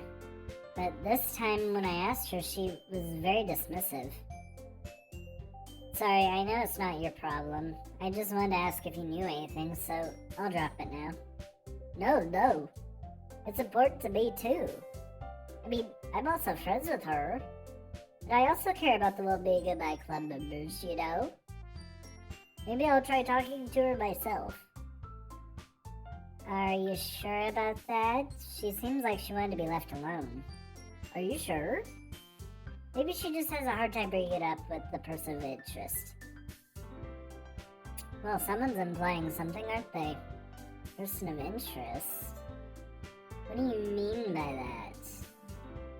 I think it's pretty obvious what she means by that, but I think we will continue to be oblivious anyway. I'm saying that maybe the thing on her mind is you, Sid. Me? How on earth would you come to that conclusion? Well, I probably shouldn't say too much, but Sayori talks about you more than anything else, you know? Really? She's been so much happier ever since you joined the club. It's like an extra light was turned on inside of her head.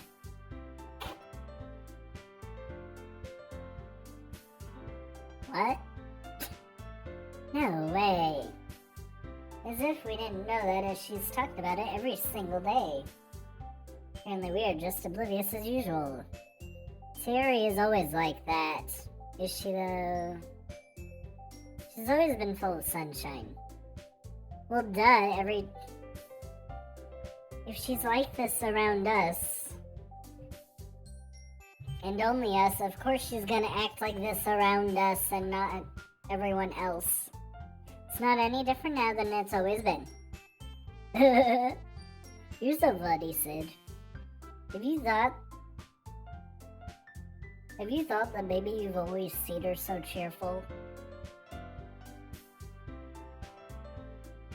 Because that's just how she is when she's around you? Ah, I said too much. I'm sorry, what do I know anyway? I didn't mean to jump to any conclusions, so you should just forget what I said. I'll try to talk with her, so try not to think about it for now. Okay, alright. Sounds nice. Monica smiles meaningfully. I know she said to forget about it, but I already know I won't be able to get her words out of my head, Monica. It's her fault, it's all her fault. Monica stands up from her desk and walks across the room to where Sayori is sitting. I watch her kneel down next to Sayori and gently talk to her. But she's keeping her voice so quiet that I can't hear her from here. I sigh and sit myself down. I know Sayori told me not to worry about her, and to have fun with everyone else, but that's impossible to do when she's behaving like this.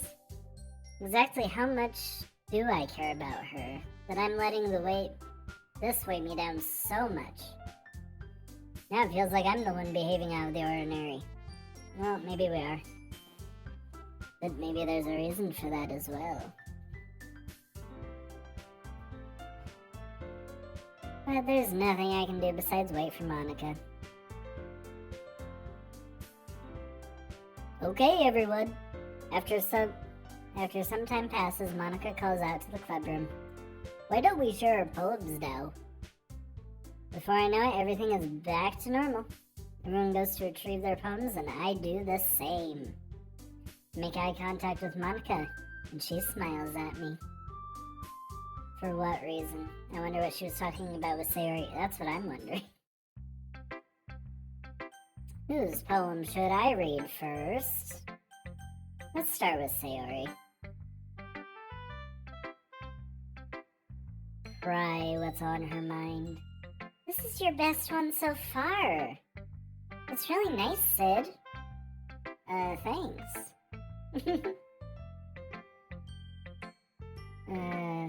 Sayori, you've been a little quiet today. Is everything alright?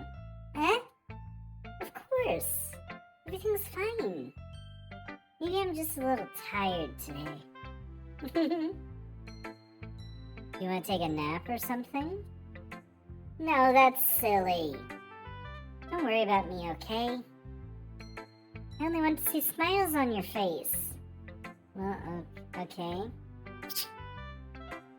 Hey, Sid. I'm still a little surprised. I really thought that you'd try writing your poems like the way Yuri does. Or even Natsuki. But in the end... Yeah? I guess you're the one that likes this one the most. Why? You don't want to get closer with everyone else? Oh god. Is she gonna go ballistic on me? Wait. Oh no, it's sweet music good. Of course I do. But that doesn't mean I need to try so hard to impress them. I still understand you the most, Sayori. I know you have to sometimes put up with me, and I have to sometimes put up with you. But we have a wavelength or something. And this is how the poem came out. Sometimes it feels like you're the only exciting thing in my life. So sometimes it's just easier to write than when thinking about you. We really know how to flirt 180 indirectly, huh? Sayori? No! Sid? I don't deserve this. The heck? You're too nice to me. Why are you doing this? Sayori has trouble keeping her voice steady all of a sudden. If you had fun with everyone else instead, this would be so much easier. Sayori, what the heck are you talking about? I glance around the room to make sure nobody has noticed. Sayori, I've probably never said this before, but I don't understand what you're feeling right now. Tell me what will cheer you up. Sayori shakes her head. Sayori! You wanna just see smiles on my face? I wanna see smiles on your face. I wanna see these tears. She sniffles and keeps shaking her head. Stop! Sayori, you can't do this to me. You can't tell me not to be worried and then you act like this. Stop it. Finally, she gathers herself and puts on a smile. It's nothing, Sid. It's just a little rain cloud. I'm sorry you had to see that. I promise it won't happen again. Just smiles from everyone, okay? That's all that matters. Go play with everyone else. I'm gonna go home a little bit early today. Sayori, Tell Monica I wasn't feeling well, okay? I'll see you tomorrow. Before I can say anything else, Sayori cheerfully walks out of the classroom, humming to herself.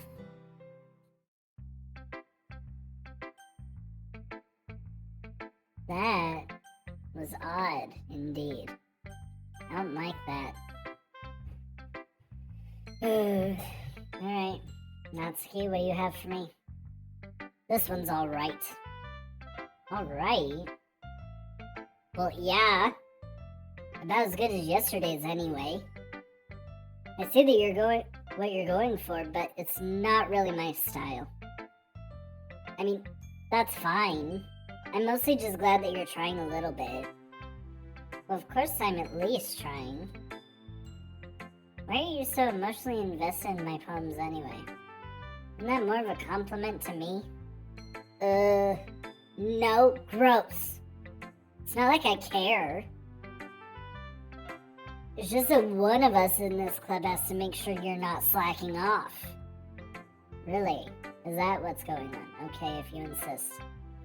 Well, what if you ended up just scaring me away?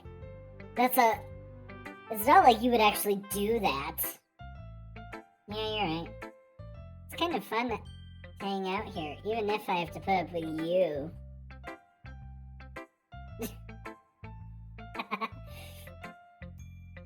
Natsuki's elbow connects with my stomach. Well, you know what? She's sassy to me. Why can't I be sassy to her once? She's sassy all the time to me. Oh? Maybe I won't mind scaring you away after all. I was just joking. Oh, I know. Don't worry, I was too. How the hell do you call that a joke? That seriously hurt. Wow. Okay, let's not... It's fine, we just took an elbow, we'll be fine. Well, maybe it was funny to her.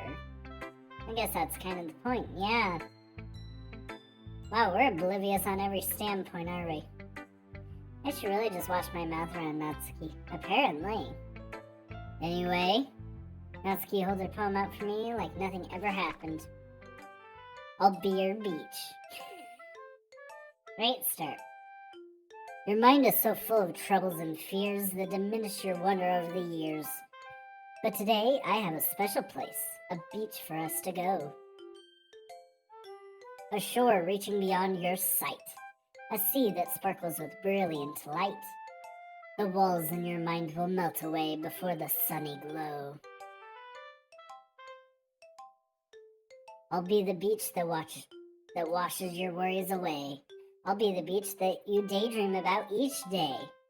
I'll be the beach that makes your heart leap in a way you thought had left you long ago. Let's bury your heavy thoughts in a pile of sand, bathe in sunbeams and hold my hand. Watch your insecurities in the salty sea and let me see you shine. Let's leave your memories in a footprint trail, set you free on my windy sail, and remember the reasons you're wonderful when you pass your lips to mine. I'll be the beach that washes your worries away. I'll be the beach that you daydream about each day. I'll be the beach that makes your heart leap in a way you thought had left you long ago. But if you let me by your side, your own beach, your own escape, you'll learn to love yourself again. Yeah. I felt like I kept writing about negative things, so I wanted to write something with a nice message for once. Besides, the beach is awesome. Kinda hard to write anything negative about the beach. So you decide to write about the beach first and then come up with a message later? Yeah, well, it's not only because of what happened yesterday. It is only because of what happened yesterday. I read wrong, my bad. I mean, after Yuri and I realized we kind of wrote about the same thing, she wanted to pick a topic and have both of us write about it or whatever. Ugh. you can really see her doing that too. Making us write about a simple topic, then trying to impress me by coming up with something all fancy. Well, it's not like I care. I just did it anyway. I mean, I guess mine ended up being kind of metaphorical too. But there's nothing wrong with doing that once in a while. At the very least, it was good practice. Okay. Oh, Yuri, I think it's your turn. Yuri. Well done, Sid. You've definitely improved your writing over the course of these few days. Has my advice been helpful to you? Yeah, definitely. I'm glad. Sharing our writing like this, it's a lot more fun and rewarding than I anticipated.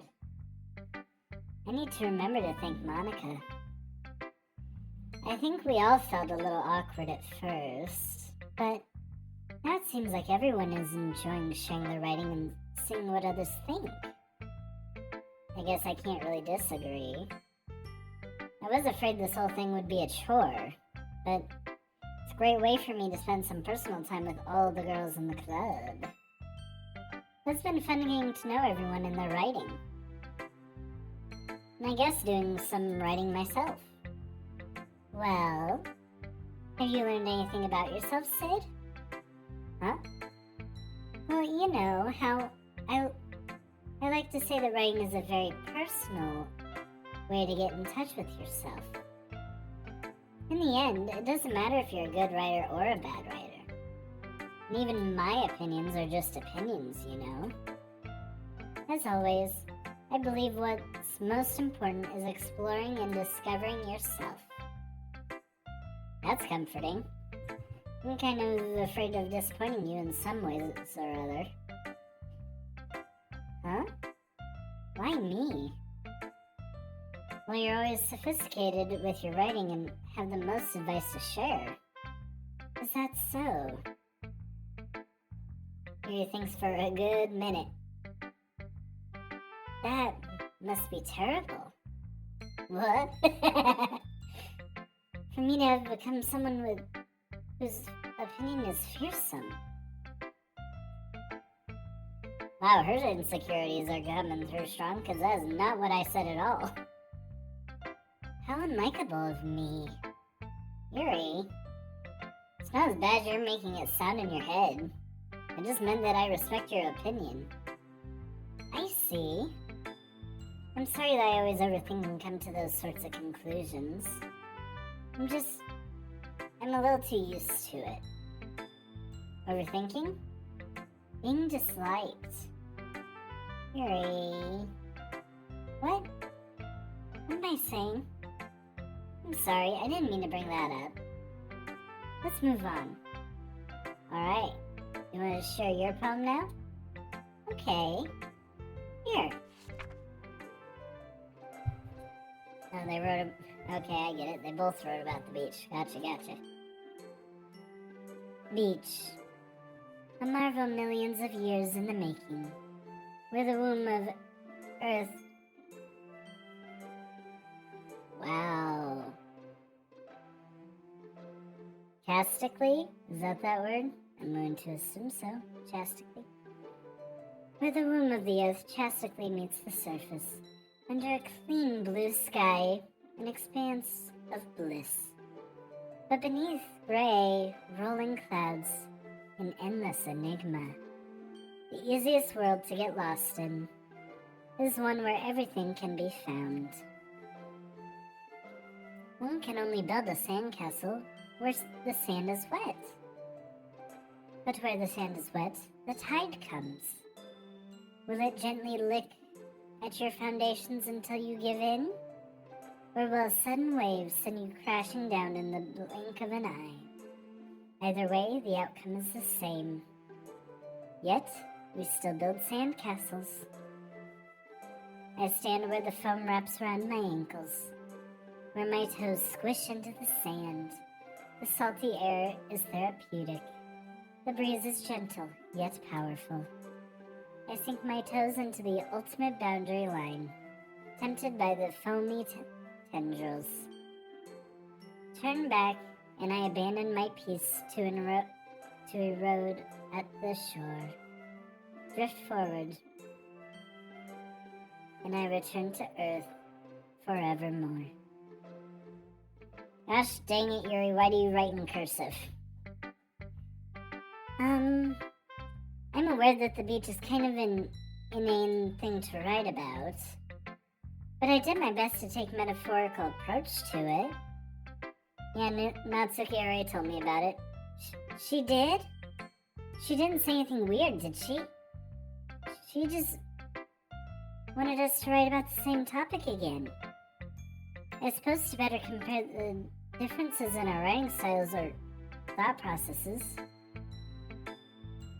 Didn't she say it was Yuri's idea? Didn't Natsuki say it was Yuri's idea? I thought she did. Anyway, it was her idea. Knowing her, it's no surprise that she would want to do something like that. What is going on? Whose idea was this? She probably just wants to show off. It's not like I have a particular interest in her writing style. I just went with her request. But, well, I suppose it's not so bad to write about something simple on occasion. It can be refreshing, you know? It's good for me to calm my thoughts once in a while. Yeah, I think I agree. Thank you for sharing. Why did they both say it was each other's idea? Natsuki definitely said it was Yuri's idea. And Yuri definitely said it's Natsuki's idea. Whose idea was it?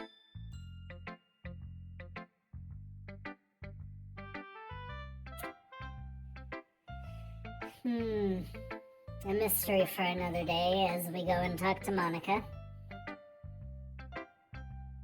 Hi, Sid. Have you thought about what you want to submit to perform at the festival? Well, being in this club is one thing, but performing in front of a bunch of people, I'll have to give it some more thought. Okay, no pressure. But whatever you do, I'm sure it'll turn out great. It would make me so happy to see. Anyway, let's take a look at today's poem. Sure. I let Monica take the poem I'm holding in my hands. It's kind of funny. How so? No, not the poem. I mean, it's funny how your poems and Sayori's poems have been getting more and more similar to each other's every single day. I'm surprised you're so in sync with her. Then again, you've been spending a lot of time together lately, haven't you? I guess you could say that. Although we kind of grew up as best friends, I have not been seeing her as much the past year. And since I joined the club, we've been spending a lot of time together again. I see. That reminds me about how Sayori's been a little bit off today. Yeah, did she tell you something? Well, Sid, you haven't been flirting with her, have you? Of course. Yes, we have. Okay, we need to have a chat. How are we being oblivious to our own actions here? I've been treating her like I always do. No, we have not. We have been absolutely flirting with her, saying that we think about her all the time. Especially when we write poems. That is not flirting with her. My God, we need to learn. Alright, just making sure. I know how much you care about her. Okay, so either we're being completely oblivious, or we're just trying to play dumb in front of Monica so that she doesn't think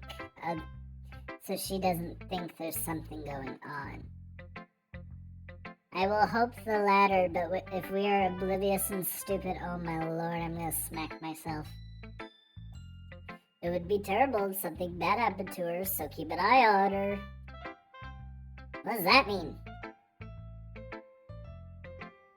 She may be acting a little aloof, but she's being a lot less reckless than usual, so what do you mean? Sayori's been acting so much happier ever since you joined the club. What could have happened all of a sudden? That is a good question.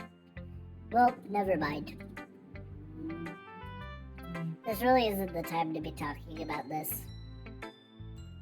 Anyway, I'll share my poem with you now, alright? Okay, sounds good. The Lady Who Knows Everything.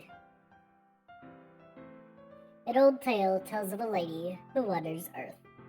The lady who knows everything. A beautiful lady who has found every answer, all meaning, all purpose, and all that was ever sought. And here I am, a feather, lost adrift the sky, victim of the currents of the wind. Day after day, I search. I search with little hope, knowing legends don't exist. But when all else has failed me, when all others have turned away, the legend is all that remains. The last dim star glimmering in the twilight sky. Until one day, the wind ceases to blow. I fall, and I fall and fall and fall even more. Gentle as a feather, a dry quill expressionless. But a hand catches me between the thumb and forefinger. The hand of a beautiful lady. I look at her eyes and find no end of her gaze. The lady who knows everything, knows what I'm thinking. Before I can speak, she responds in a hollow voice. I have found every answer, all of which amount to nothing. There's no meaning, there's no purpose, and we seek only the impossible. I am not your legend. Your legend does not exist.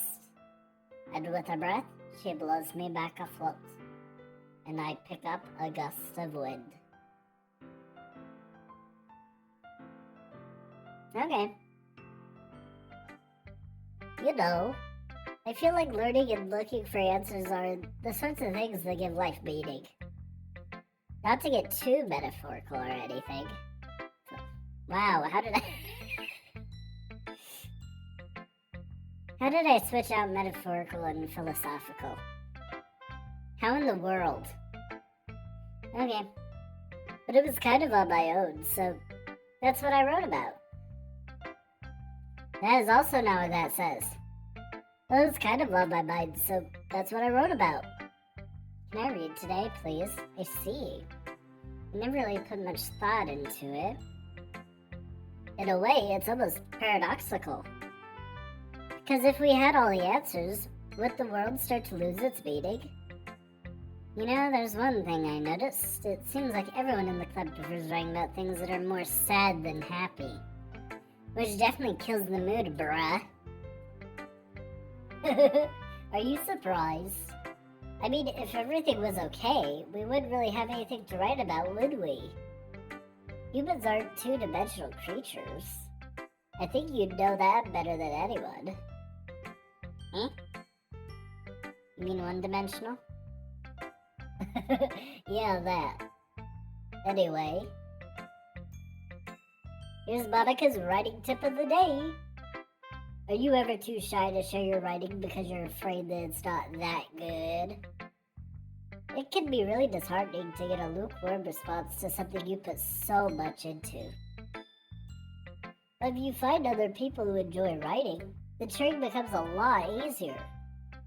Because instead of just telling you that your writing is good or bad or okay, I want to focus more on everything that went into it and the things you can work on. It's much more encouraging that way, and it will make you want to continue improving. It's almost like having your own little literature club, don't you think? That's my advice for today. Thanks for listening. Thank you for the writing tip of the day, Monica. Okay, you three. We're all done during bulbs, right? Why would we start figuring out... Hold on a second. Is it just me, or did you say something strange just now? Something did sound a bit unusual. That's right. You deviated from your usual catchphrase when addressing the club. Catchphrase? I don't have a catchphrase. Jeez. Why is the mood so weird today? Look, even Yuri isn't immune to it. Stagnating air is common foreshadowing that something terrible is about to happen. In your books, maybe. What, are we implying that something romantic is gonna happen? I don't understand. Look, the only thing different is that Sayori isn't here. Ah, seems you're right. Ugh, Sayori always helps light the mood a little bit, doesn't she? It's almost like everyone's balance is thrown off a little when she's not around. Where the heck did she run off to anyway? I thought she just went to pee. Natsuki, please show some decency. Oh, come on. She actually wasn't feeling too well and went home early. Is that so? I hope she's alright. Seriously? Of all the times to not go home with her, you pick the time she's not feeling well?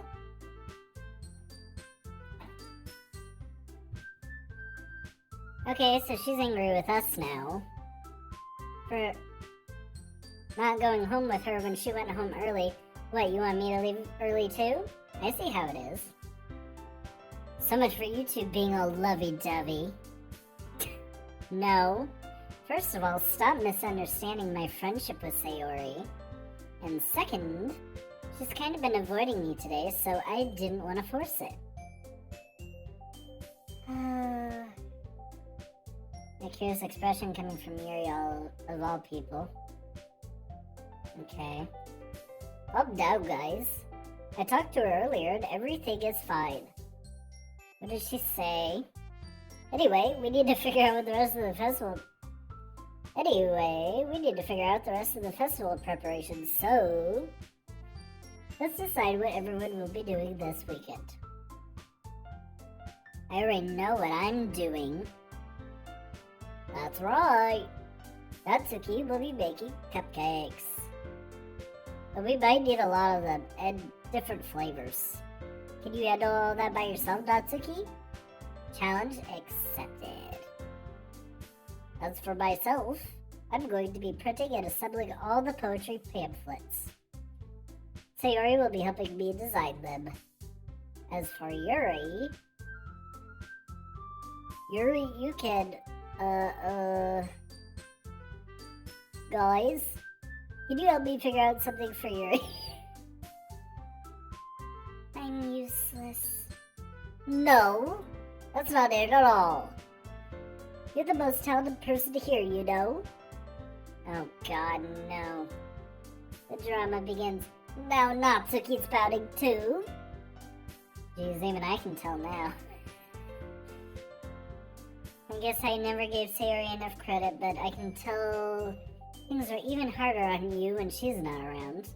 Oh, that may be the case, but if I can't also be a leader on my own, then I won't grow as a person. So, Yuri, you have beautiful handwriting, you know? So you should make some banners and decorations to help set the atmosphere. Atmosphere? About that, I love atmosphere. Yuri's expression suddenly changes as she stares at the desk and focuses and starts nodding to herself. Your mind is already racing, I see. That's great. You'll be a wonderful help, Yuri. But anyway, that just leaves you, Sid. One who is truly useless. Thank you very much. As useless as I am oblivious. Don't say that. In fact, Well, Natsuki and Yuri have some pretty heavy tasks to handle. It'd probably go a long way to give one of them a hand. You could always help me out as well. I would really be appreciative of that. That is funny.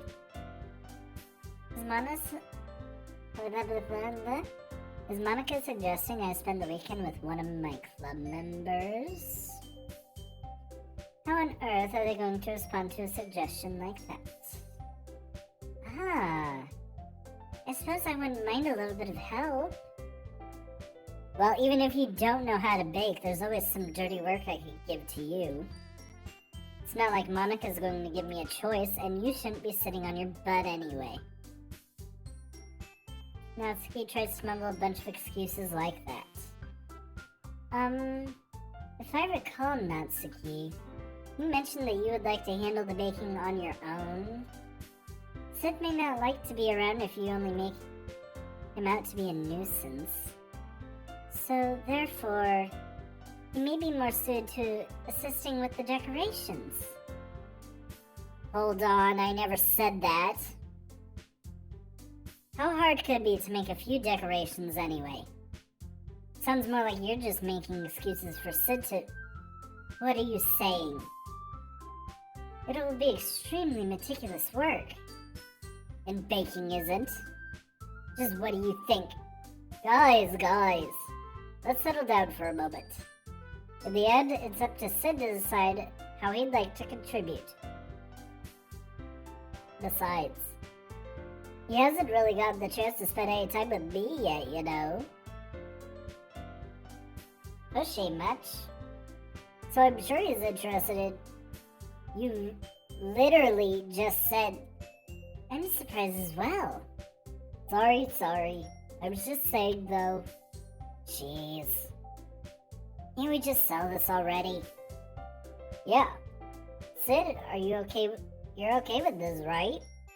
In the end, it is up to you. Yes, because I have a decision here. Of course. Very well.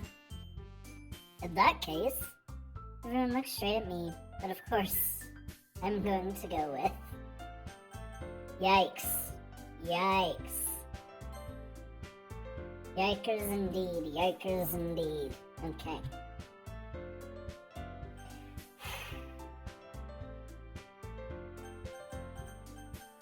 What if I say Sayori?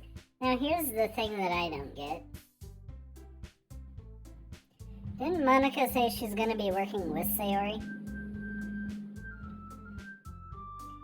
So aren't they kind of already working together?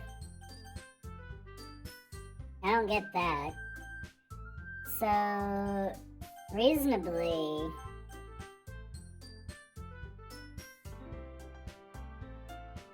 Well, what if I say Sayori? Let's see what happens. I mean, if it's going to be with anyone, then I'd prefer helping Sayori. I mean, we're already neighbors and... But Monica said that Sayori was helping her. Jeez. You really hate us that much? No.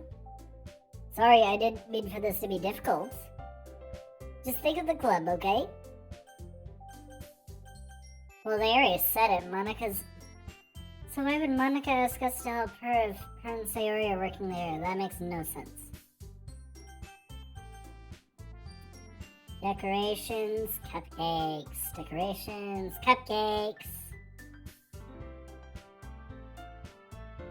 I think we might go cupcakes. I don't want to know what would happen if I chose Mon. Should I? Because maybe they'll just tell me no again. Let's try it.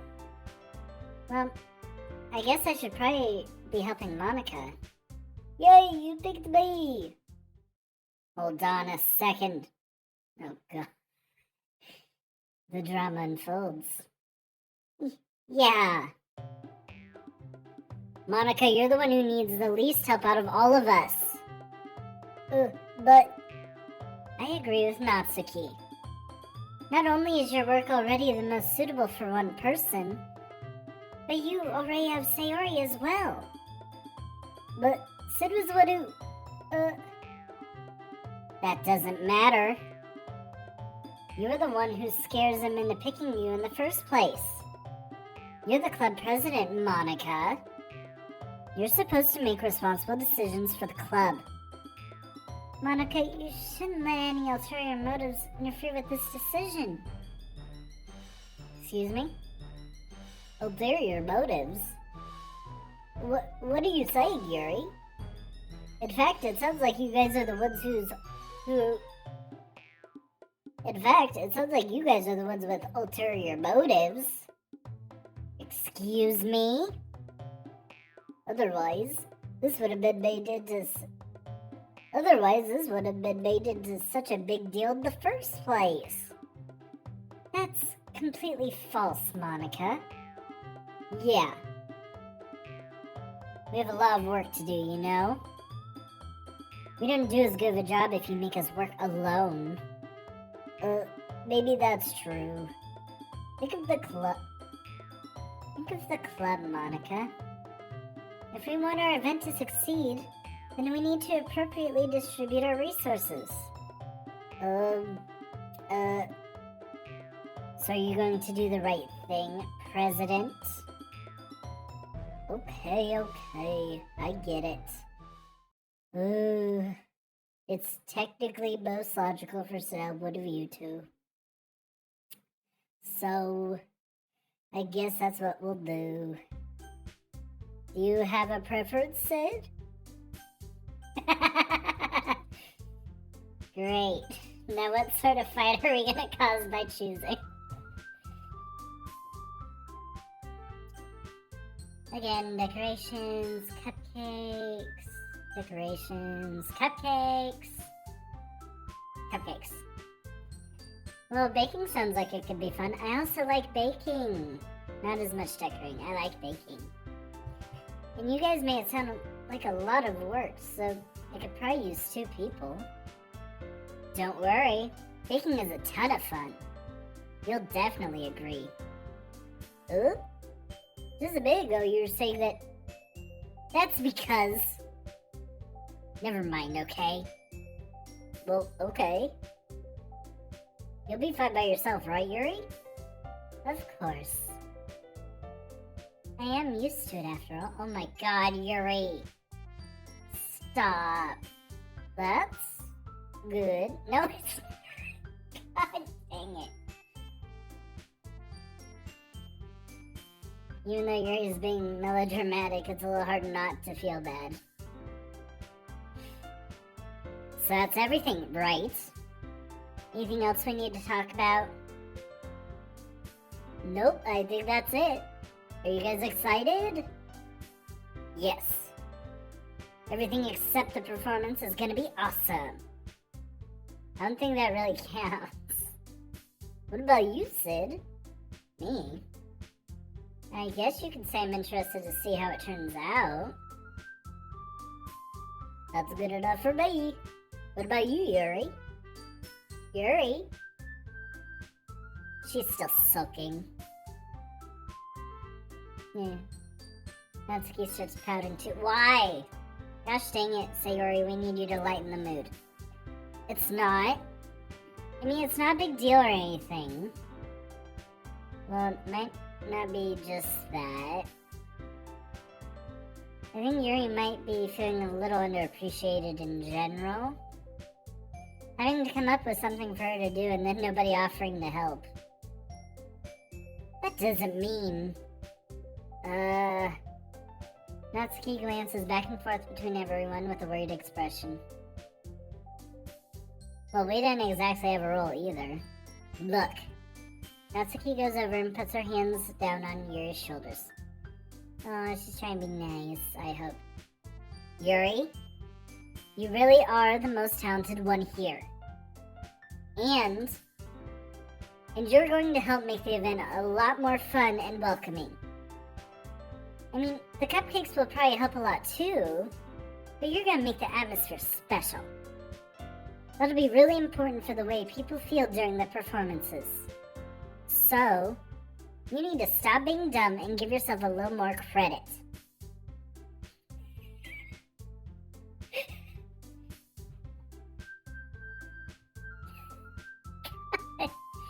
She is the queen of backhanded compliments, is she not? Natsuki releases her hands and turns around to face the other direction. You didn't really mean that, did you? Not really, but... Yuri isn't the only one surprised. Monica and I are also taken aback by Natsuki's words. Natsuki, you could lie. You could lie. You lied and then went back on it. That doesn't work out too well. Natsuki of all people to be saying such encouraging things. True. But I begin to understand. Natsuki was trying to sound like Sayori. Even if it didn't work perfectly. I can tell that she tried to say something Sayori would say at a time like this. Because Sayori always helps everyone smile and feel good about themselves. I'm sorry for being dumb. I'm going to do my best. And all of us are going to make it a really great event. Yeah. Yeah. I hope to see everyone do their best. But with that, there's nothing more today. So I guess it's time for us to head out. Okay, but I'm staying here a bit longer. I barely got to do any reading today, so... Fair enough. There's nothing wrong with that. Everyone packs up their things. I start to follow Monica and Yuri out the doors as they chat between each other. Where are you going? Huh? We still need to figure out our plans for this weekend. You literally would have gone home and realized that you didn't even have a way to contact me. Oh, that is true. Great job, oblivious me. I have no idea how that slipped my mind. Yes, with our oblivious mind. Jeez, good thing I stopped you. I'm giving you my number, okay? You better not make it weird or anything. And why would I do that? Ugh. Natsuki gives me her number. Okay, I'm coming over on Sunday. I'll bring all the ingredients. Wait, you're coming to my house? Well, yeah. What's wrong with that? I mean, I just figured that since I'm the one helping out, I'd be going to your house. Yeah, right. Like I could have a guy over my house. My dad would kill me. Really? That's kind of strict if you ask me. Yeah, how do you think I feel? Fair. I can't do anything when my dad is home. Anyway, I just need to complain for a second. We have each other's numbers now. That's all I needed from you. I guess I'll text you when I'm coming over. Alright, fine by me. Yeah. I'm really gonna show you why I love baking so much. So you'd better look forward to it. Oh? Didn't you say you were just gonna give me the dirty work? Well, I was just saying that. It's not like I could act like... in front of everyone. But I was looking forward to this. Wait, really? Well, kind of. Just because I never got to bake with someone else before. That's all it is, so... Alright, I get it. Shut up. You don't need to keep being weird. Sorry for overreacting. I'll be heading out now. See you Sunday. Ah. Never mind. If you insist. I cannot believe this. Natsuki is going to be coming to my house on Sunday. Even though I'd prefer to do this with Sayori. My anxiety still shoots through the roof. I guess I've gotten pretty used to handling her at this point. But who knows what might end up happening when we're outside of school. She even told me she was looking forward to it. I shake my head. Why do I feel nervous that Sayori finds out about this? Okay, well, one, she wanted us to get along with the other classmates anyway.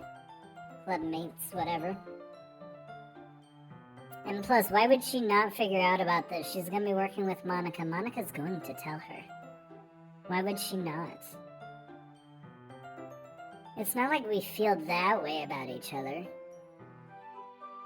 We insist. Besides, like Monica said, it's about the club. I have nothing to worry about.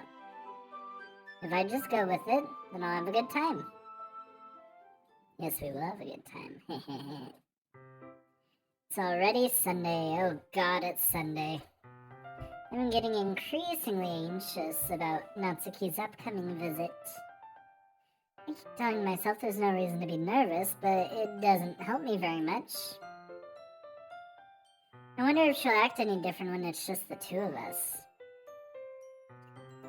Meanwhile, she's been texting me a lot. That surprises me. We sent each other one after exchanging numbers to double check, but it turned into conversation. She's almost a different personality on the phone, using tons of emoji and cute language. She also really likes complaining about things, but I kinda saw that one coming. But putting Natsuki aside, I haven't heard anything from Sayori since she left the club early the other day. It's not like we text each other all the time or anything, but I've been worried about her in the back of my mind. Between what Sayori said and what Monica said, is it really okay for me to put Sayori's feelings aside when she might need me? I decide to visit Sayori before Natsuki comes over. Rather than asking, I simply tell her I'm coming over, much like we've done in the past. Once I reach Sayori's house, I knock on the door before entering it myself. Again, we used to play so often that we've made it a habit of simply entering each other's houses like we were family. Turn the music back on. The house is quiet. Sayori isn't anywhere on the first floor, so I assume she's up in her room. It's already strange of her not to run down and greet me. I head up to her bedroom, where I finally find her. Sayori! Hi, Sid. I sit down in her room. Sayori forces a smile, but it's easy to tell that she's different. Oh, I love the cow behind her. That's so adorable. There's a minute of silence between us, as I admire the giant cow behind her. You haven't come over like this in a long time, have you? I guess you're right. It has been a long time. Not much has really changed, has it? Sayori's room is as messy as it has always been. It's not that bad. Except for a couple clothes and the piece of paper on the floor. I also recognize the same stuffed animals and wall decorations that she's had for years now. If you came over more often, it wouldn't be such a mess. It's because I'd end up cleaning it for you. How come you suddenly wanted to come over today? Aren't you supposed to see Natsuki today? Yeah, but... Wait, how did you know that? Sayori had already left by the time we decided that last meeting. Monica told me. It's only natural for her to keep me informed about the festival preparations, right? That is true. Gosh dang it, oblivious me, why are we so dumb? But what about you? Aren't you going to be helping Monica today? Of course! But I'm helping her online. We didn't plan to meet up or anything. Ah, so just me and Natsuki then. Yep. There's more silence between us. Sayori stares in a random direction. Everything about her behavior is really uncharacteristic. Very odd indeed. Sayori, are you okay? Do you need a hug? I finally get to the point. I just wanted to see how you were doing. After you left on Friday. When something's wrong, you can't hide it from me. I know you too well. So, Sayori smiled, shaking her head. That's no good, Sid. Huh? Why can't it just be like it's always been? This is all my fault. If I didn't get so weak and accidentally express my feelings, if I didn't make that stupid mistake, then you wouldn't have been worried about me at all. You wouldn't have come here. You wouldn't have even been thinking about me right now. But this is just my punishment, isn't it? I'm getting punished for being so selfish. I am so confused on so many levels. I think that's why the world decided to have you come over here today. It was just to torture me. Sayori, yours. I grabbed Sayori by the shoulders. What on earth are you saying? You know what, I can't even blame my guy for being confused right now, because even I'm confused. Are you listening to yourself right now? I know something happened to you. There's no explanation for you acting like this. So tell me already. Until I know, I won't be able to stop thinking about it. Sayori gives me an empty smile. Oh, God. You really put me in a trap, Sid. But you're wrong. Nothing happened to me. I've always been like this. You're just seeing it for the first time. That's sad. Seeing what? What are you talking about, Sayori? You're really just gonna make me say it, aren't you? I guess I have no choice this time.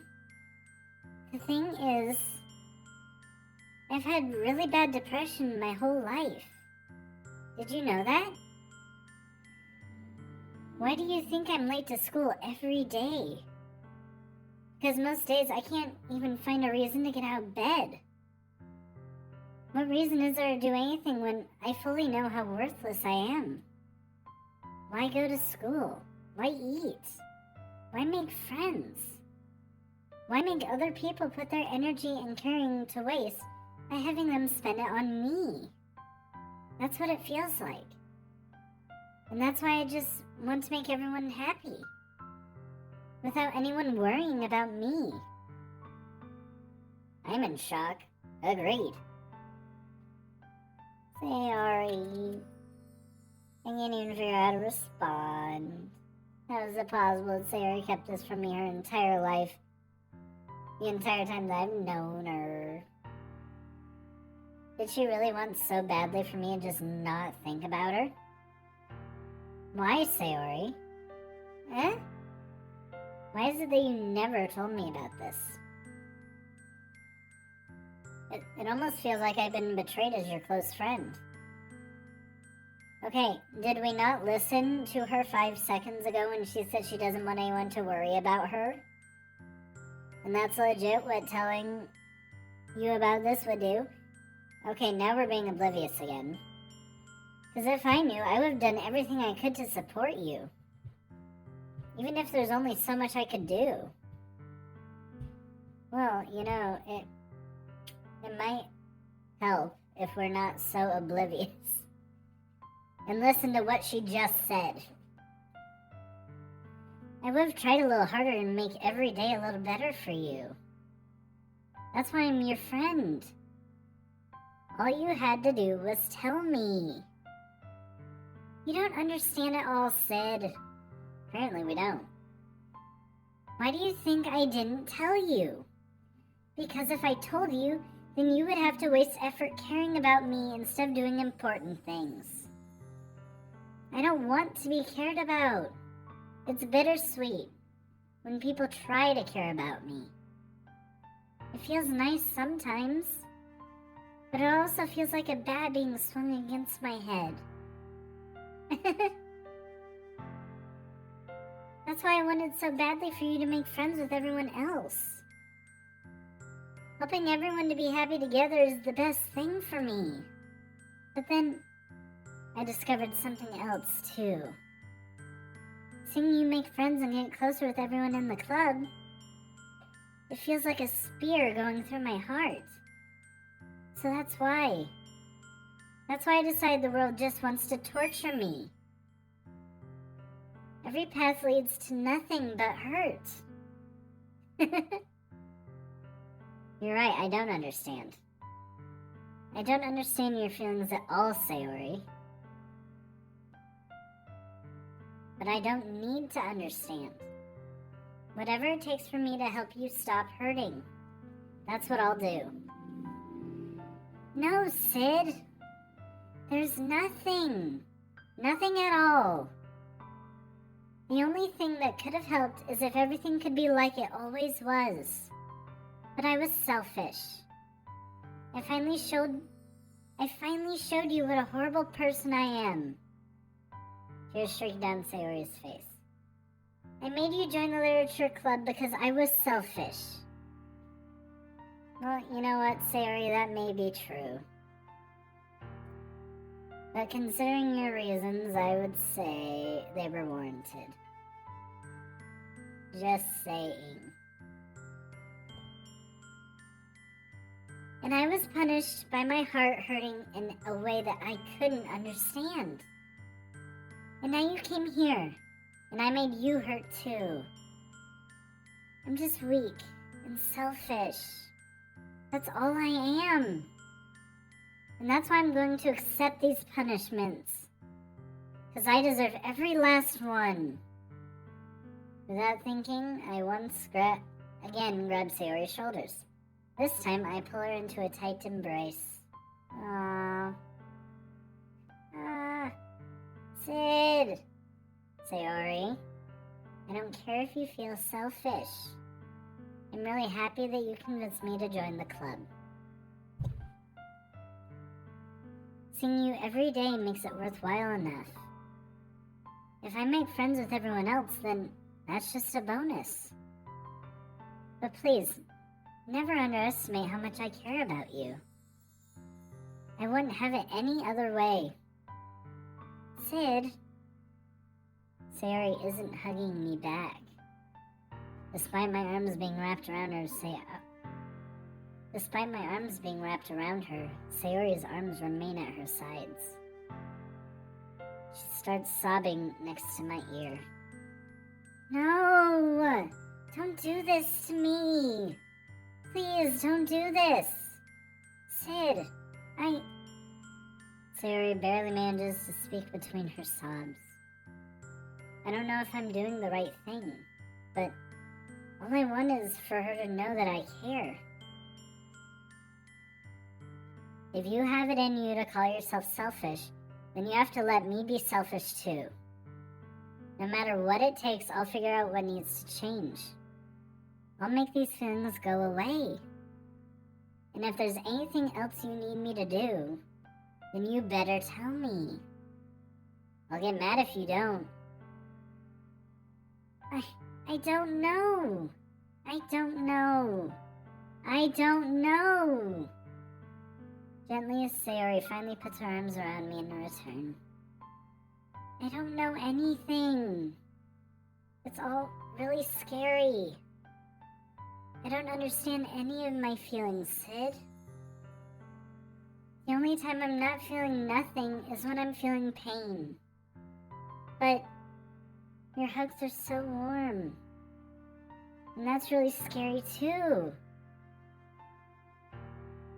Sayori lets me go. As she does so, I let her go as well. The festival is tomorrow. Yeah?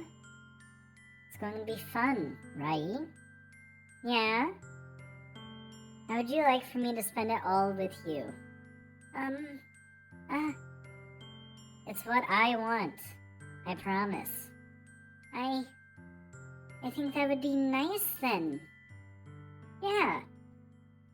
Sayori wipes her eyes. If I could spend the whole day here, I would. Of all days, this has to be the one where I have other plans. Maybe I should cancel. No, don't. Please don't. If you do that, then I really wouldn't forgive you.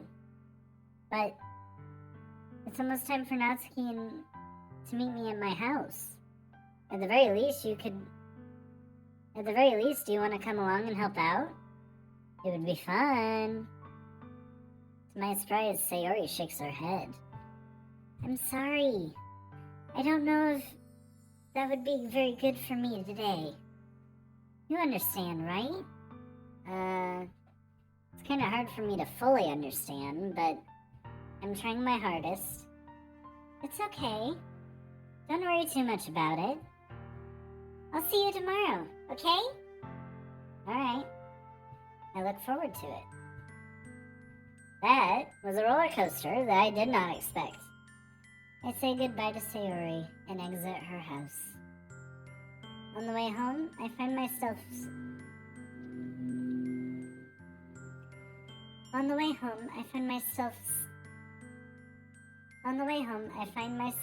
still feeling uneasy.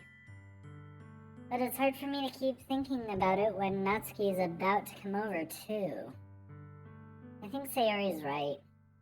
I shouldn't be worrying too much, and we're definitely going to have a great time tomorrow. I should just focus on what's ahead of me. Get our priorities straight. I spend only a few minutes back at home anxiously waiting Natsuki's arrival. Before I know it, she texts me to let me know she's outside the front door. Without delay, I open the front door to let her in. Sup? Hey! I don't know what I was expecting, but seeing Natsuki in something other than her school uniform really threw me off. Seeing her in such cute clothes makes the uniform seem totally unfit. Seeing her in such cute clothes makes the uniform seem totally unfitting in comparison. Jeez, don't make it feel so awkward already. It's gonna be a long afternoon, so don't be weird just because you're not used to seeing me outside of school. Anyway, I'm coming in. I see you brought a lot of stuff. Natsuki is carrying a large bag that is probably full of baking supplies. Well, I didn't want to come all this way to find out your kitchen isn't equipped for the job. You bought everything I asked you to, right? Yeah, I did. Yesterday, Natsuki asked me to buy a bunch of ingredients if I didn't already have them at home. Good. Glad to see I could count on you to do your part. Well, of course. Suppose you hear Natsuki suddenly say that, rather than something snarky like usual. Could it be that she is a little different outside school after all? She's not a snarky meanie all the time, is that what I'm hearing?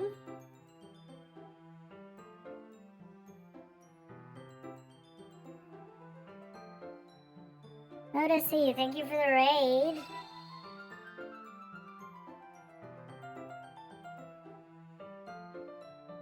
Hello, Sunseated.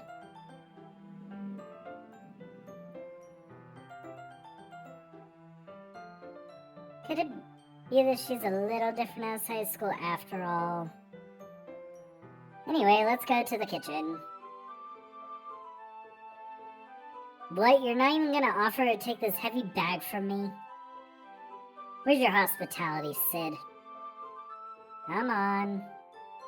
Since when did I need to be a gentleman? I grab the bag Natsuki holds out to me. This is ridiculously heavy. I carried that all the way here. Are you impressed? I see now. Yeah, I am impressed, Natsuki. Seems like I always underestimate you. It's because I'm so small, isn't it? You jerk. Natsuki hits a fist into my chest. Hey. Your size has nothing to do with it. Do you really hate being small that much? Ugh. It's not like I hate it. I mean, sometimes I like proving people wrong when they only think I'm worth my size. It's fun when I get to be small and also better than other people. But Jeez, never mind. What are you making me say? Don't think you can make me talk about weird things just because we're not at school. Are we getting started or what? There's a lot of stuff I gotta teach you. What? That's a little bit more like you.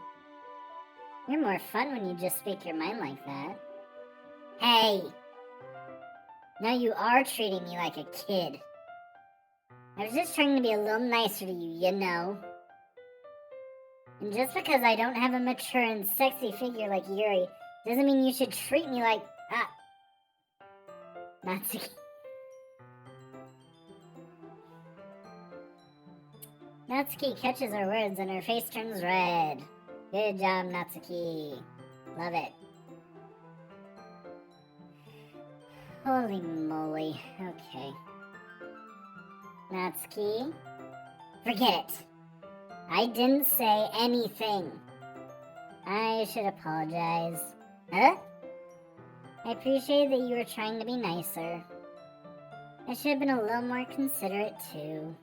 But also, if that's what you're thinking, then you should know that there are a ton of guys who are into body types like yours.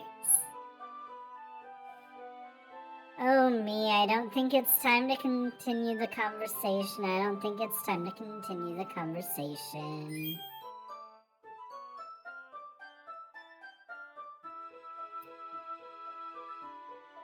Ah. How would you know that anyway? Just trust me on this one. Gross. Hey, was that to me? Who else? Man. Can't catch a break with her, can we? Let's just get started already, alright? Alright, done with you bossing me around. You get all sour when a girl calls you gross. I finally found your weakness, Sid. Natsuki smiles deviously. Please spare me. Well, if Natsuki decides to dish out more insults like that, there's no way I'm not fighting back. But she's satisfied enough for now, finally starting to pull things out of her bag so we can get started. Before long, the whole kitchen is a mess. Spoons, dirty bowls, flowers, spilled fluid, plastic black, and plastic bags are strewn about every countertop. The mixer isn't big enough to make all the batter at once, so we had to do it several times. Meanwhile, Natsuki is babysitting all of my movements to make sure I don't mess up her precious baking.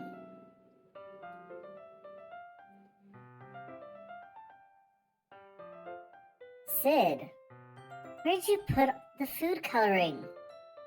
The batter's going in the oven soon, so I need to fill the trays. I think it's still in the bag next to the table. What are you using it for? Color the batter, of course. I'm making each tray a different color. That way, even if the flavors aren't different, everyone can still pick their favorite. Ah, that's a cute idea.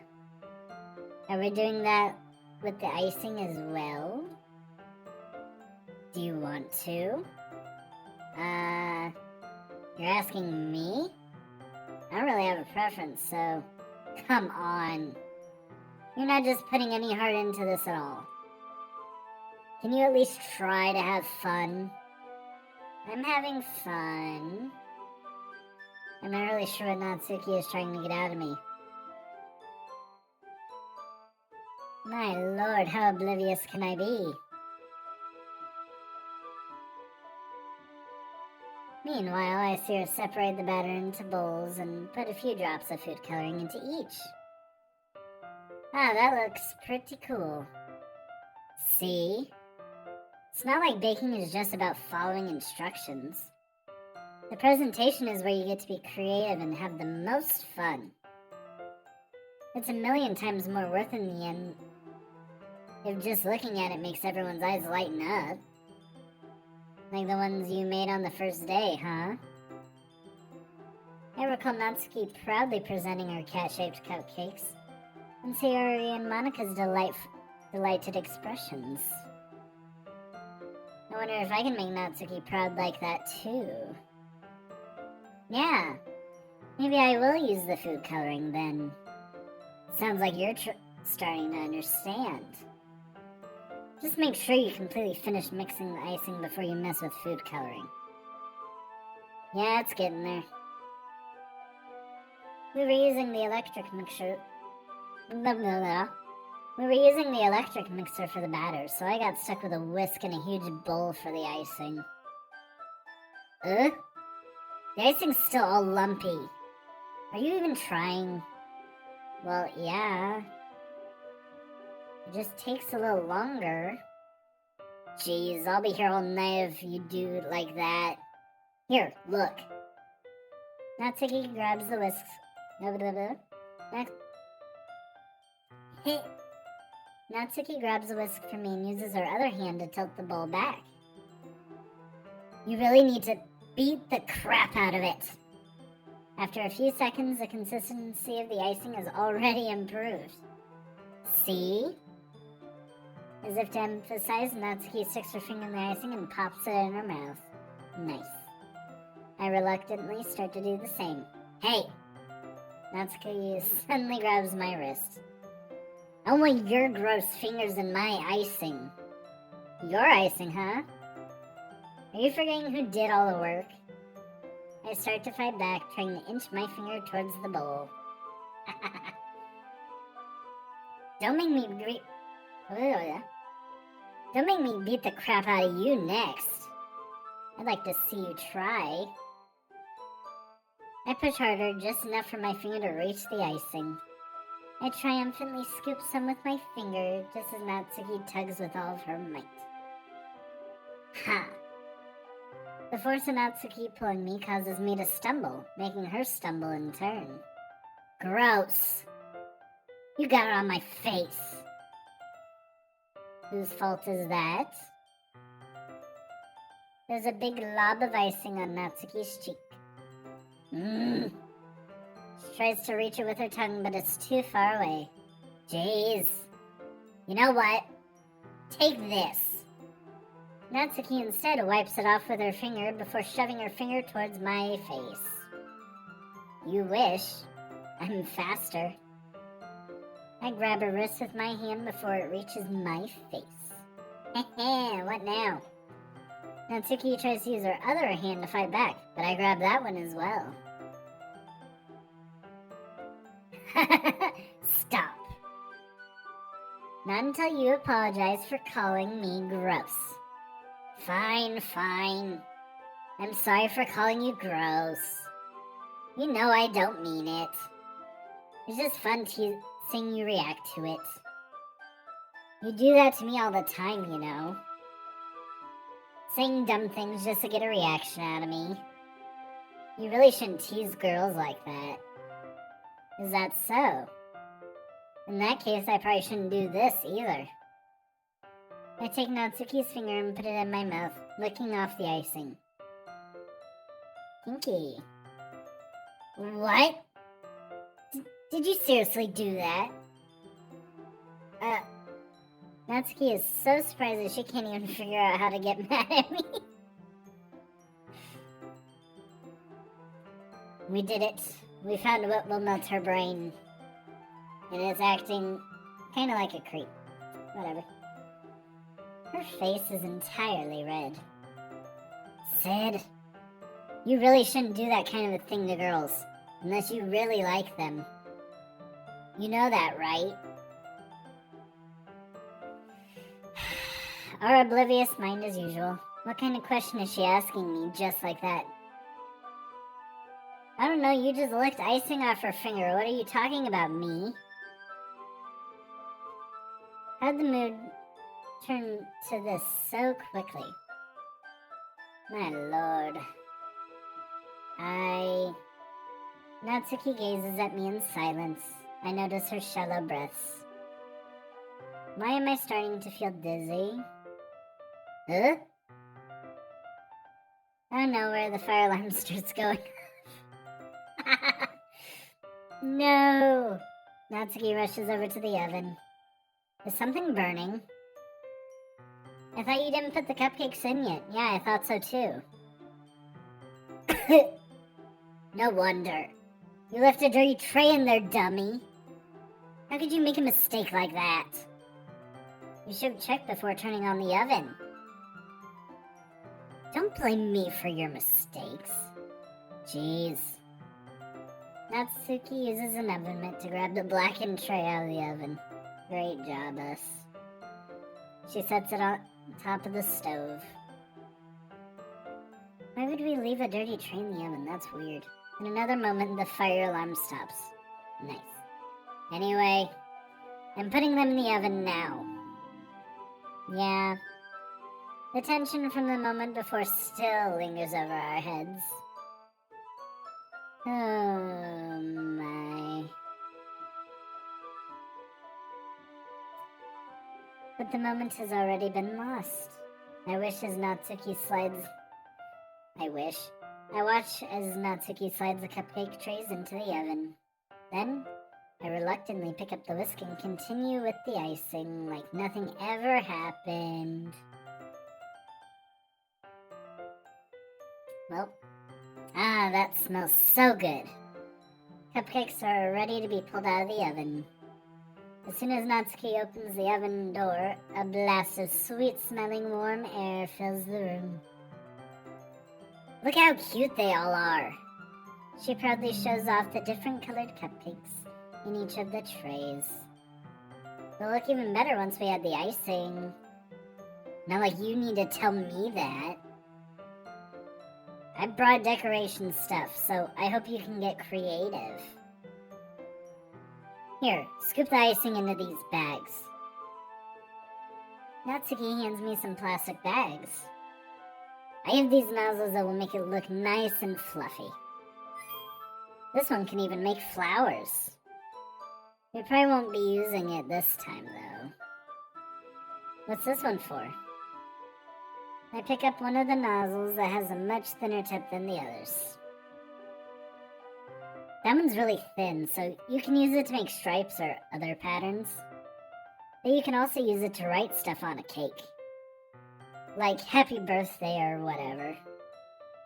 I see. That gives me an idea, actually. Huh? Well, it's a literature event, right? We can make it more literature-themed by writing a different word on each of the cupcakes. Look at us being smart with our dumb brains. It's finally happening. It would be fun to see people choose their cupcake based on a word they like.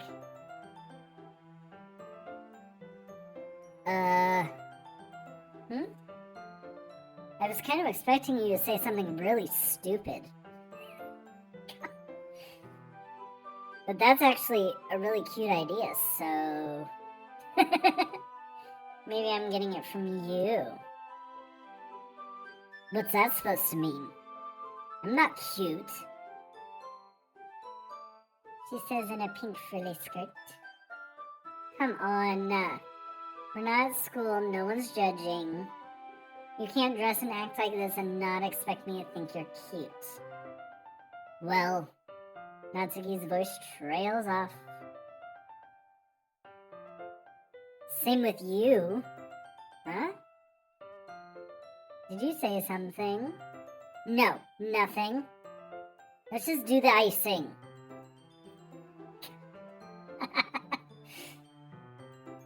Natsuki picks up the paste and fastens a nozzle onto each of the bags. There's a lot to do, so we shouldn't be wasting time. Here, I'll show you how to do it. Without giving me a chance to think about before, Natsuki quickly moves on. She shows me how to apply the icing, and then we each get to work. Nice. When we're finally finished, Natsuki puts them all side by side to admire our work. Look how pretty they are together. Yeah, they are, aren't they? I wish I could have one now. Well, there's no reason you can't, right? I don't see any harm in that. Yeah, but My dad's making dinner tonight, so I really need to save my appetite. Sayori is the exact opposite in that regard. If she was here, she'd probably done 10 cupcakes already. And she would still eat dinner. Come on, that's just unhealthy. Besides, when my dad cooks, I need to eat as much of it as I can. Well, anyway. Okay. I was hoping we could have time for manga, but I need to be home for dinner. Already? That's a shame. It's your fault for working so slowly. You should have thought about that. It's not like you always have this chance. Man. As usual, Natsuki places the blame on me. You can bring the cupcakes tomorrow, right? If you and Sayori each carry some, then you can probably do it in one trip. Yeah, I can do that. And don't worry, I won't let her eat any. I wish she would listen to me the way she listens to you. Ah. Yeah? I again think back to the conversation I had with Sayori earlier today. I felt so hopeless. Sayori always does listen to me, but at that point I felt like she couldn't listen to me at all. Okay, I'm all packed up. Good work today. You too. I'll walk you out, I guess. Just like that, Natsuki is already about to leave. Feels like the afternoon just went by in a flash. More than that, did I even take the opportunity to get closer with her like I wanted? Well, I guess I'll be off then. Thanks for all the help and everything. I'll see you tomorrow. Wait, Natsuki? Huh? What you said before about not always having this chance. It doesn't have to be that way at all. I had fun today. You showed me how fun baking can be like you wanted. But aside from that, you can come over anytime, okay? I think that, if possible, I'd like to spend more time like this. If you want to read manga or go out somewhere, do you really mean that? Natsuki looked at me tensely, like she was trying to hide her expression. Yeah, I want to spend more time with you. Sid? I thought you only cared about getting this done. I'm sorry I had to leave so early today. I really didn't want to. I would really stay here longer if I could. I feel the same way as you, so... Natsuki suddenly gets closer to me. This is weird. Wait, Natsuki? Standing inches from me, Natsuki looks up at me. I feel her fingers gently clutch at the sides of my shirt as if holding on to me. Her rose-colored cheeks and matching eyes fill my vision, along with her slightly parted lips. What is happening? My head starts to go dizzy as I feel her soft breaths against me. I've felt it for a while now. Natsuki suddenly jumps back. Sayori? Oh no, oh no. Oh no. She's here. Of course, the worst timing possible. Ah! Hi, Sid. Sayori? Just now we weren't... It's okay, Sid. I just stopped by to say hi. Well, you should come a bit earlier. I'm already on my way out, so... Oh, really? That's too bad. Yeah, well, I'll still see you at the festival tomorrow, so it's fine. Just don't eat any cupcakes before then. Anyway, later. clearly flustered, Natsuki. Natsuki hurries off and Sayori waves goodbye. Sayori? Are you acting oblivious by chance? That would be... Let's see what happens. I thought you didn't want to come over today. Well, I tried staying in my room, but my imagination was being really mean to me. So I had to come here and see it for myself. See what? What are you talking about? You know, how much fun you were having with Natsuki. And how close you got to her. It makes me really happy. You made such good friends. That's all that matters to me. Tears start to fall down Sayori's face. Stop! Sayori, I can't handle your tears. Don't make me cry. That's all that matters to me. Why am I feeling this way, Sid? I'm supposed to be happy for you. Why does it feel like my heart is splitting in half? It hurts so much. Everything hurts so much. This would be so much better if I could just disappear. Sayori, don't say that. It's true, Sid. If I wasn't here, then you wouldn't have to waste your sympathy on me. You wouldn't have to put up with me being selfish. Monica was right. I should just... Monica? Monica was right about what? Sayori. Sayori. What I said before was true. I'm not going to let this continue. Caring about you like this isn't the burden your mind is making it out to be. It's something that makes me happy. It's something I wouldn't trade for anything else. So even if it takes an entire lifetime, I'm going to be by your side until you don't feel any more pain. But... Sayori looks away. I put a hand on her shoulder to reassure her. I'm scared, Sid. I'm really scared. What are you scared of, Sayori?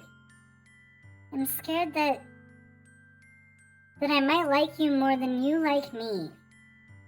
Sayori. It's true, isn't it? I was weak and started to like you too much. I did this to myself. Sid, I like you so much that I want to die. That's how I feel. And that's enough, Sayori. I don't want you to hurt anymore. I slide my hand down Sayori's arm and squeeze her hand in my own. Do you remember how I said I always know what's best for you? Do you still believe me? Wordlessly, Sayori nods. Even if you don't understand all of your own feelings, I know what you need the most right now. And that's what I'm going to give you.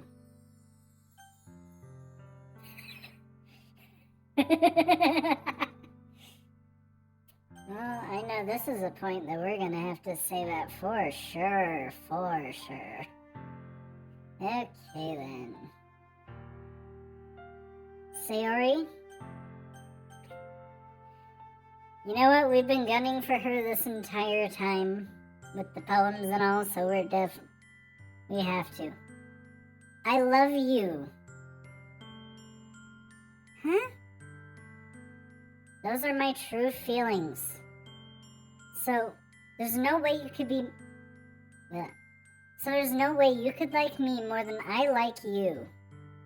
I should have realized it sooner. But spending time with everyone at the club, making new friends, and having fun with you every day, it helped me realize that you are truly the most important person to me. That's why I'll accept any of your burdens. As long as we continue like this, every day, with you by my side, then I know we'll both be happy. Sid. Suddenly, Sayori wraps her arms tightly around me. Sid, is this really okay? Yeah. I hold Sayori in my arms and pull her closer. You'll never have to let go of me again. I love you, Sid. I want to be with you forever. Me too. I feel Sayori's grip around me weaken a little bit. What is this? Sayori? I'm supposed to be happy right now. I always thought this would be the happiest moment for me. But why, even now? Why won't the rain clouds go away? They're not going away at all, Sid. It's okay, Sayori. It might take some time for things to get better again. But no matter how long it takes, I'll be there every step of the way. That's all that matters right now. Okay. I trust you. Sayori and I slowly release each other. So, I guess that makes the festival tomorrow our first date, huh? What are you saying? I don't want to think about those things, you know? I want everything to be the same as it always has been. Even if we really are a couple. I don't know if I could handle anything more right now. It's really new and scary to me. I understand. We'll go at whatever pace suits you best. Hey, Sid? Sayori gazes at me once again, smiling sadly. Even if I get really sad, this is the best thing for me, right? Huh? I don't understand what Sayori means by that. Are you saying this is making you feel sad, Sayori? I don't know. I don't understand what I'm feeling. It felt like a bunch of thorns when you told me you loved me. But that's why I want to trust you.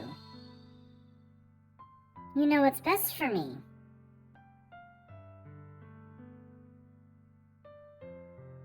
Thank you for following.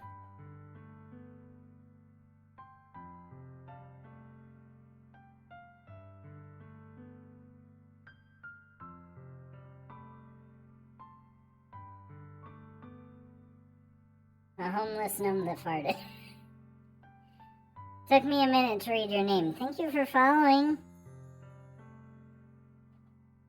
You know what's best for me. Yeah, I do. That's my promise. I say that, but in reality, I've never felt more uncertain when it comes to Sayori. I know that I love her, and she loves me. But I'm having as much trouble understanding Sayori's feelings as she is. Even though I can comfort her, I keep wondering if I should be doing something more, or something different. I know these thoughts will continue to plague me until things are back to the way they were. Is that what Sayori meant by not wanting anything to change? I don't know. But I know that I'll give it everything I've got. Sayori is the most important person to me. And I'll do whatever it takes to have a happy future with her. Oh my gosh. How can it be so cute and sad at the same time? I hate it. It's the day of the festival. Of all days, I expected this to be the one where I'd be walking to school with Sayori. But Sayori isn't answering her phone. I considered going to her house to wake her up, but I decide that's a little too much. Meanwhile, the preparations for the event should be nearly completed. I managed to carry all the cupcakes by myself by carefully stacking 2 trays. Why is the music off? I don't like it. Natsuki is already texting up a storm, but I can't respond thanks to my hands being full. Funnily enough, I probably feel the same way as Natsuki about the event. I'm more excited to see it be over so I can spend time with Sayori and Natsuki at the festival. But knowing Monica, I'm sure the event will be great too. Sid, you're the first one here. Thanks for being early. That's funny. I thought at least Yuri would be here by now. Monica's placing little booklets on each of the desks in the classroom. They must be the ones she prepared that have all the poems we're performing. In the end, I found a random poem online that I thought Monica would like and submitted it. So that's when I'll be performing. I'm surprised you didn't bring Sayori with you. Yeah, she overslept again. That dummy. You think that on days this important she'd try a little harder. I say that, but I suddenly remember what Sayori told me yesterday. Yes, and now we look like the foolish dummy. And I suddenly feel awful, as we should, knowing it's not nearly that simple for her. Yep. I only said it because it's the way I'm used to thinking. But maybe I should have gone to wake her up after all. You should take a little responsibility for her, Sid. I mean, especially after your exchange with her yesterday. You kind of left her hanging this morning, you know? Exchange? Monica, how do you know about that? Of course I do. I'm the club president after all. But... I stammer embarrassed. Did Sayori really tell her about it that quickly? Maybe. That we're a couple now? I didn't really plan on bringing it up with anyone else yet.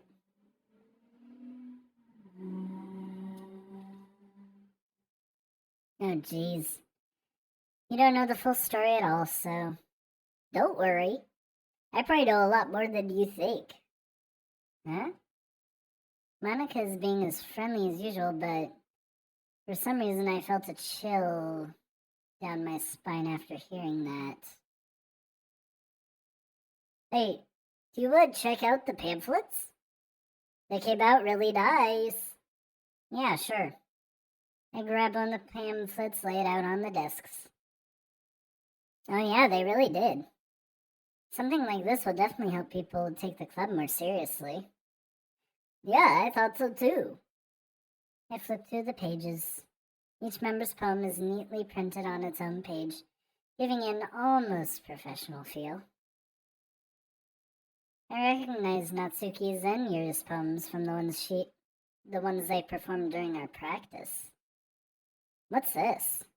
I flip to Sayori's poem. It's different from the one she practiced. It's one that I've never read before.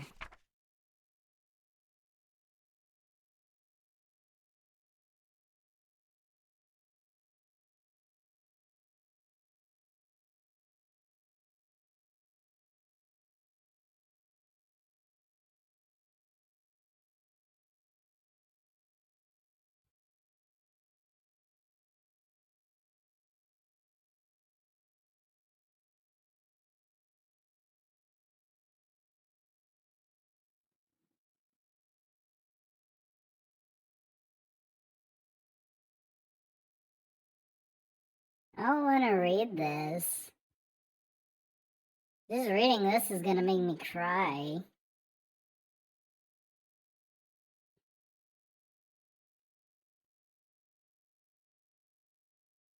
Get out of my head before I do what I know is best for you. Get out of my head before I listen to everything she said to me. Get out of my head before I show you how much I love you. Get out of my head before I finish writing this poem. But a poem is never actually finished. It just stops moving. I don't like that. Why is the music still off? I don't like it. Ah, what is this? Reading the poem, I get a pit in my stomach. Ah, Sid? What's wrong? Nothing. Nothing at all. This poem feels completely different from everything else Sayori's written. But more than that, I changed my mind. I'm going to get Sayori, so... Ah, well, alright. Try not to take too long, okay? I quickly leave the classroom. Don't strain yourself, Monica calls that out after me. I quicken my pace. Oh, lordy. What was I thinking? I should have tried a little bit harder for Sayori. It's not a big deal to at least wait for her or help her wake up.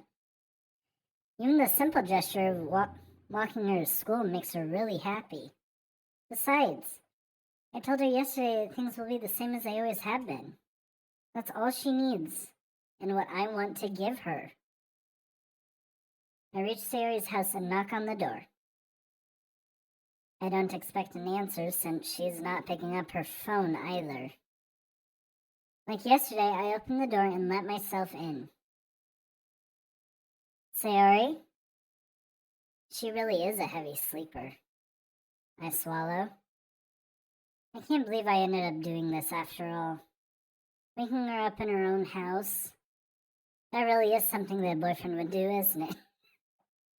We are fitting that role, aren't we? In any case, it just feels right. Outside Sayori's room, I knocked on her door. Sayori? Wake up, dummy. There's no response. I really didn't want to have to enter her room like this. Isn't it kind of a breach of privacy? But she really leaves me no choice. I gently open the door. Say... No. What? Oh, God.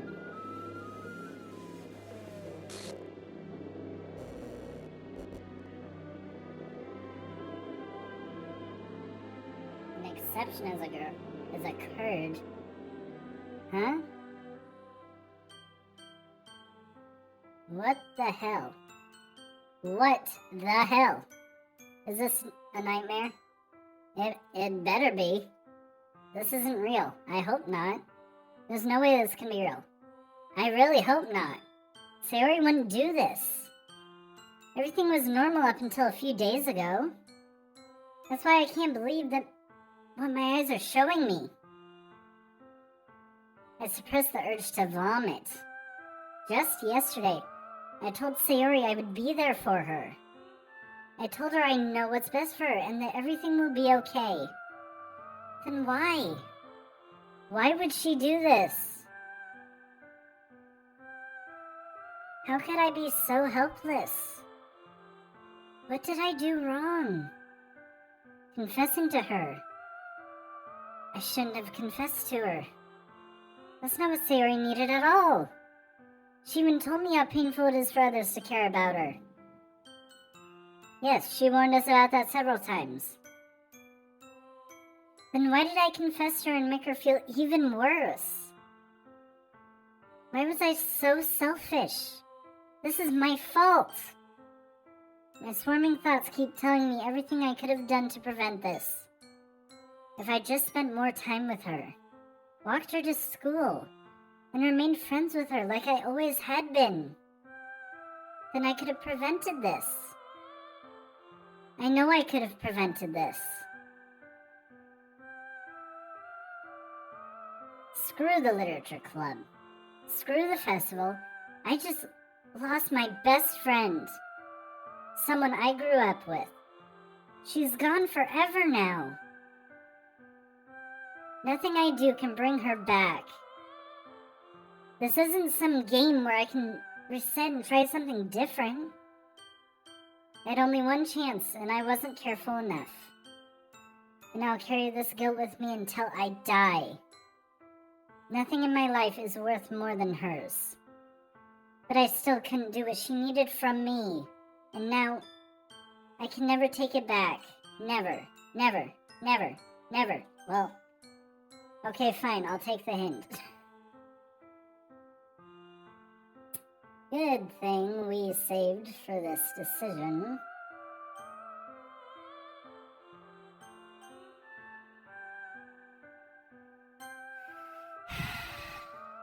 The file is missing or corrupt. Starting a new game. What?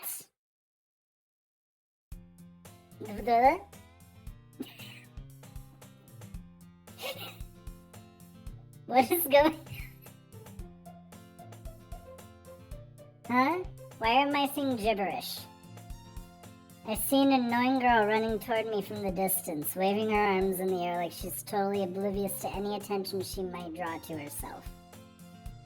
That girl is blah, blah, blah. My neighbor and good friend since we were children. What is going on? You know, the kind of friend you never seen yourself making today, but it just kind of works out.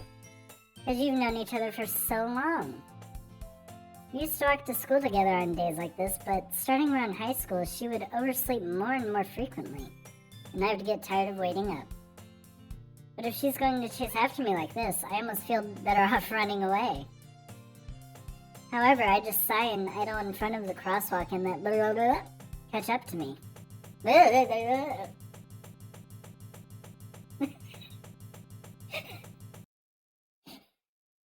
Excuse me? It's an ordinary day at school like any other. Mornings are usually the worst, being surrounded by couples and friend groups walking to school together. Meanwhile, I've always walked to school alone.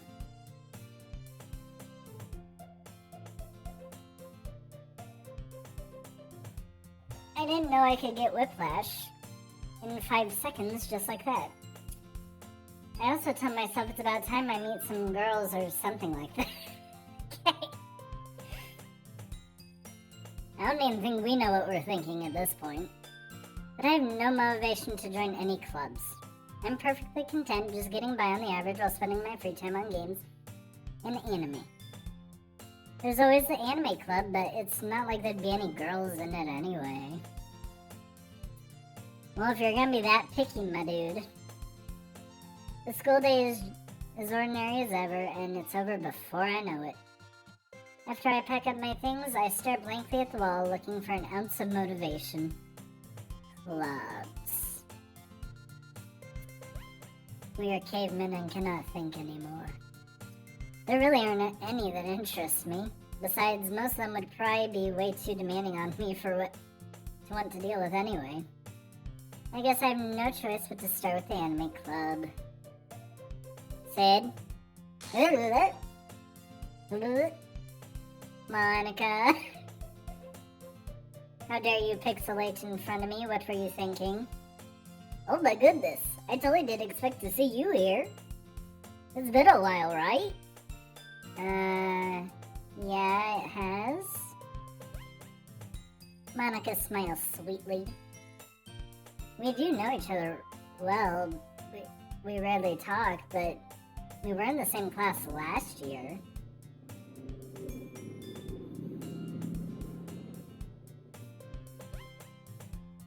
Monica was probably the most popular girl in class. Smart, beautiful, athletic. Basically, completely out of my league. So having her smile at me so genuinely feels a little... What are you coming here for anyway? We've said those words before. When did we say those words before? Oh, that was when we started at the club, wasn't it? Gosh dang it. Well, I'm just looking for some supplies to use for my club. You know if there are any construction...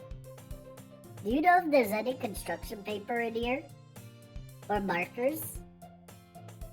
I guess you can check the closet. You're in the debate club, right?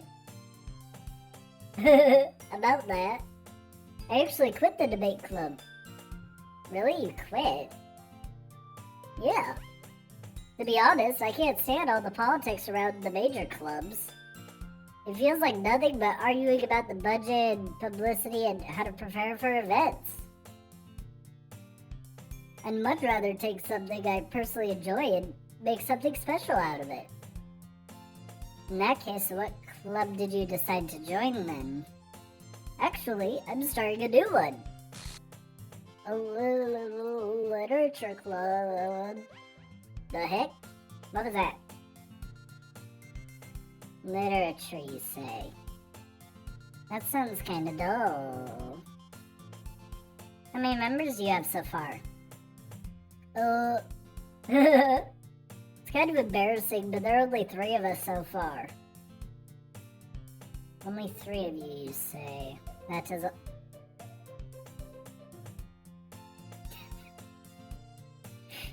I'm confused and I'm scared and I don't know what to do.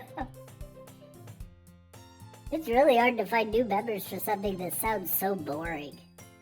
Well, I can see that. We did think it was boring 2 seconds ago, so it's quite odd that you say that now. But it's really not boring at all, you know? Literature can be anything. Reading, writing, poetry. I mean, one of my members even keeps her manga collection in the classroom. Wait, really? Yeah, it's funny, right? She always insists that manga is literature too. I mean, she's not wrong, I guess. And besides, a member's a member, right? Did Monica say she? This club has some girls that we already know because we've been here before. I'm scared. What's going on? Hey, Sid. By any chance, are you still looking for a club to join? I mean, I guess so, but in that case, is there any chance you'd do me a big favor? I won't ask you to join, but if you could at very least visit my club, it would make me really happy. Please. Well, I guess I have no reason to refuse. That's a little suspicious. Besides, how could I ever refuse someone like Monica? Perfection. Sure, I guess I'll check it out. Awesome! You're really sweet, Sid, you know that? It's nothing really. Shall we go then? I'll look for the materials another time. You're more important. Since when?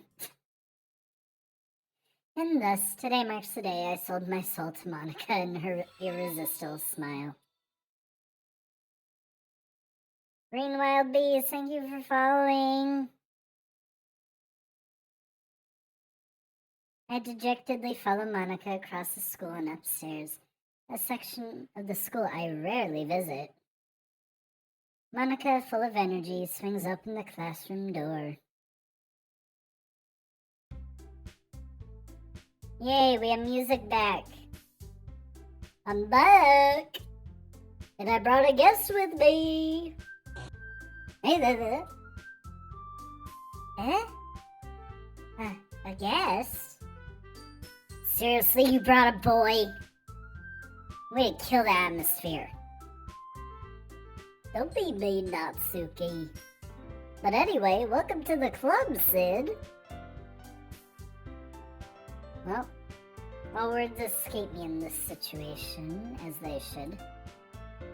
This club is full of incredibly cute girls. Let's go. So let me guess. You're Monica's boyfriend, right? No, I'm not, okay? Natsuki. The girl with the sour attitude, whose name is apparently Natsuki, is one I do not recognize. Her small figure makes her look like a first-year student. Anyway, this is Natsuki, energetic as usual. And this is Yuri, the vice president. It's nice to meet you. Yuri, who appears comparably more mature and timid, seems to have a hard time keeping up with someone like Natsuki. Yeah, it's nice to meet both of you. So I ran into Sid in a classroom and he decided to come check out the club. Isn't that great? Wait, Monica. Didn't I tell you to let me know in advance before you brought someone new? I was going to, well, you know. Sorry. I did forget that, but I just happened to run into him. In that case, I should at least make some tea, right? Yeah, that would be great. Why don't you come sit down, Sid? The girls have a few desks arranged to form a table. Yuri walks to the corner of the room and opens the closet. Meanwhile, Monica and Natsuki sit across from each other. Still feeling awkward, I take a seat next to Monica. Oh god. What now? So, I see you did really plan on coming here. But we'll make sure you feel right at home, okay? As president of the literature club, it's my duty to make the club fun and exciting for everyone. I'm surprised there aren't more people in the club yet. It must be hard to start a new club. You could put it that way. Not many people are very interested in putting out all the effort to start something brand new. Especially when something that doesn't grab your attention, like literature. You have to work hard to convince people that you're both fun and worthwhile. But it makes school events like the festival that much more important. I'm confident that we can all really grow this club before we graduate. Right, Natsuki? Well, I guess. Natsuki reluctantly agrees. Such different girls, all interested in the same goal. Monica must have worked really hard to find these two.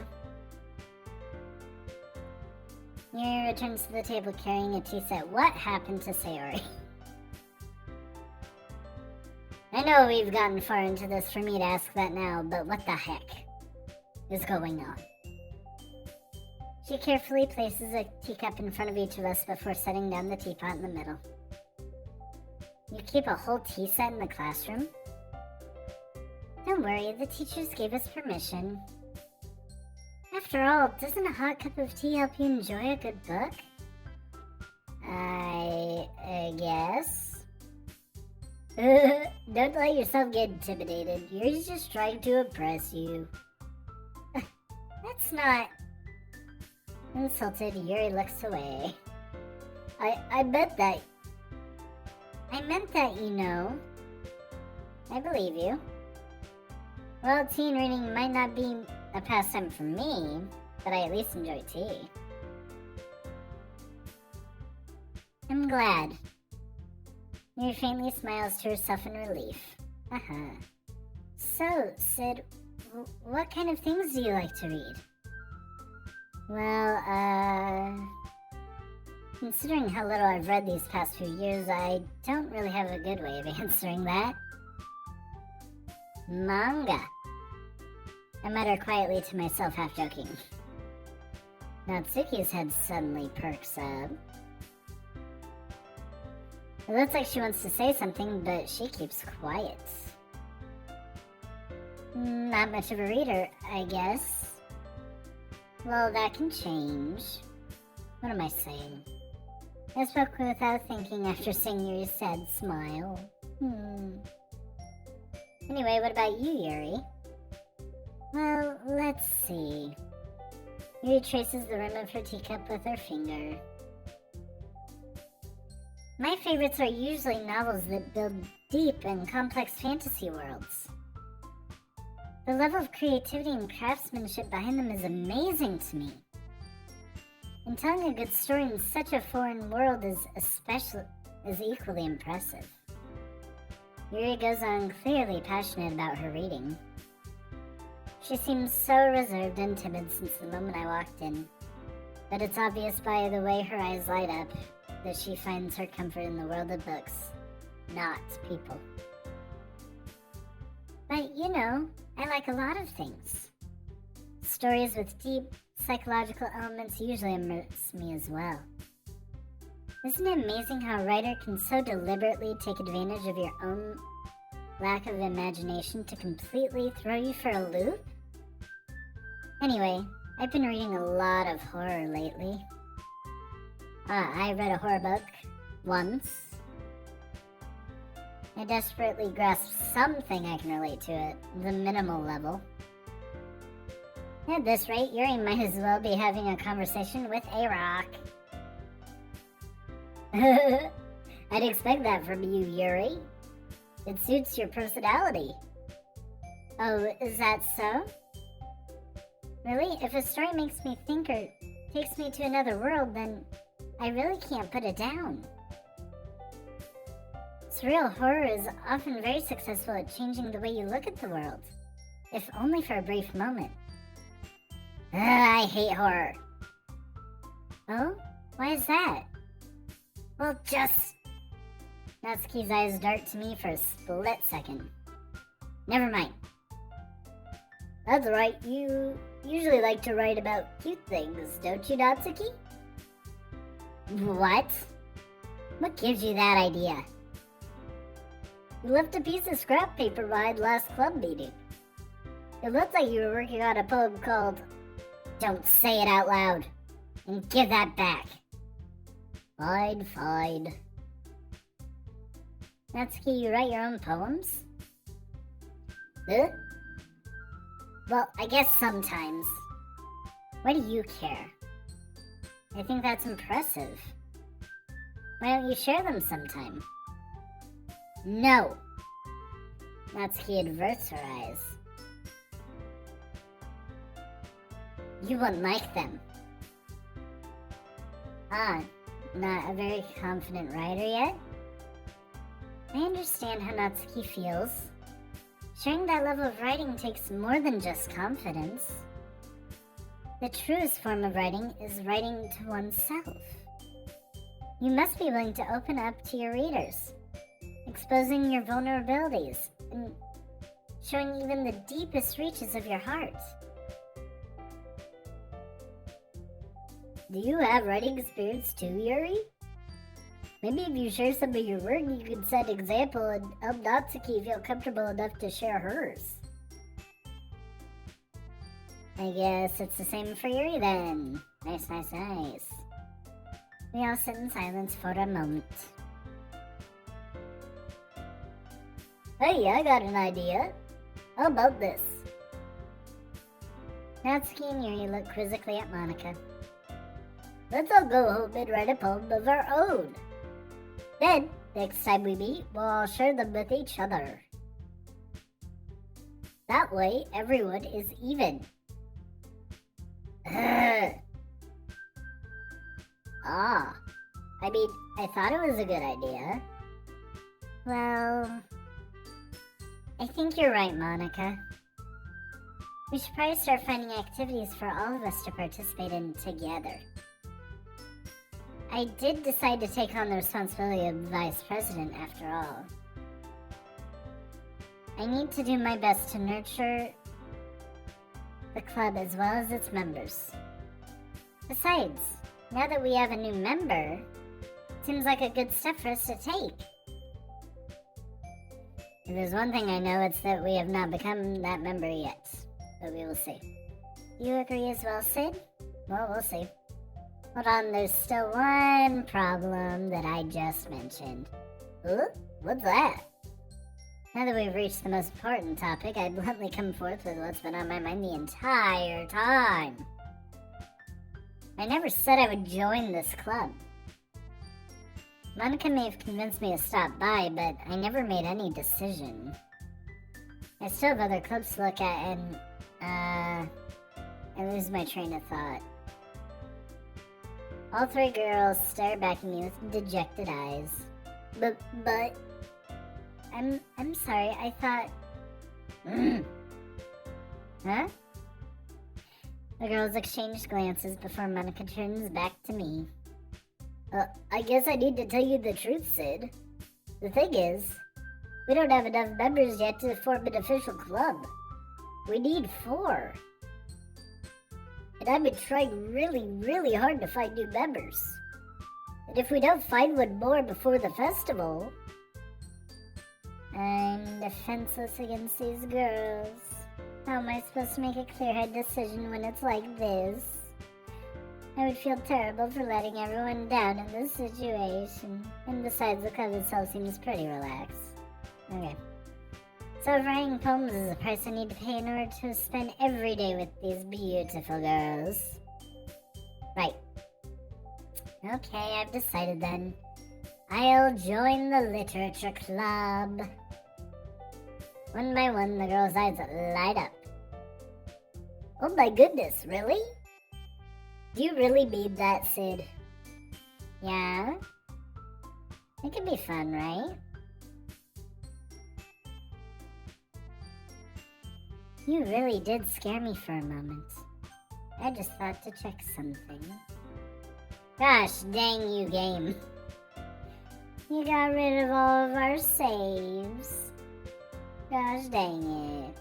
Well, there we go. You can't take that one from me now. Not for now. You really did scare me for a moment. I mean, if you really just left after all this, I'd be super pissed. Sid, I'm so happy. We could become an official club now. Thank you so much for this. You're really amazing. I'll do everything I can to give you a great time, okay? Thanks, I guess. Okay, everyone. I think with that, we can officially end today's meeting on a good note. Everyone, remember tonight's assignment. Write a poem to bring to the next meeting so we can all share. Monica looks over at me once more. Sid, I look forward to seeing how you express yourself. Yeah. Can I really impress the class star Monica with my mediocre writing skills? I already feel the anxiety welling up inside of me. Meanwhile, the girls continue to chit-chat as Yuri cleans up the tea set. I guess I'll be on my way then. Okay. I'll see you tomorrow then. I can't wait. Amazing. We're part of a literature club. For some reason. Yay! With that, I depart the club room and make my way home. The whole way, my mind wanders back and forth between the three girls. Natsuki, Yuri, and of course, Monica. Will I really be happy spending every day after school in a literature club? Perhaps I'll have the chance to grow closer with one of these girls. Maybe. Alright. I'll just need to make the most of my circumstances, and I'm sure good fortune will find me. And I guess that starts with writing a poem tonight. Blah. Blah, blah, blah. Blah, blah, blah, blah, blah. You have unlocked a special poem. Would you like to read it? I mean, why not? Can you hear me? Ew. I don't like that. Don't do that to me. Okay, now we can't write for Sayori, but... Because something happened, I don't know. Well, you know what, I suppose... Between these two, I first chose Natsuki, so... I think it's only fair. We go for her. Boop. Sing. She should be easy to figure out. Between these two.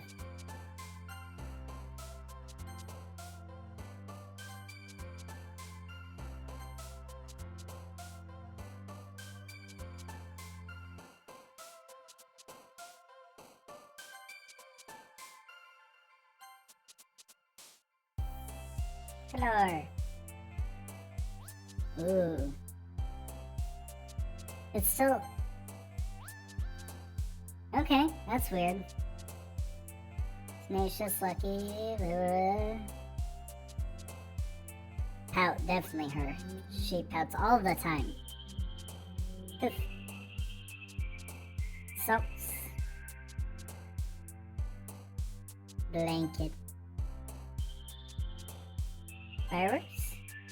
Are we gonna get all her? Ah, why is she vibrant? The heck? We got all but one for her. Nice, we did good. Oh, you good, Sid. Glad to see you didn't run away on us. Nah, don't worry. I'm not running away yet. This might be a little strange for me, but I at least want to keep my word. Well, I'm back at the literature club. Who would have thought? I was last to come in, so everyone else is already hanging out. Stop with your faces, I don't understand. Thanks for keeping your promise, Sid. What happened with the music? That was weird. I hope this isn't too overwhelming of a commitment for you. Making you dive headfirst into literature when you're not accustomed to it. Stop it! Oh, come on, like he deserves any slack. You already had to be dragged here by Monica. I don't know if you plan to just come here and hang out or what.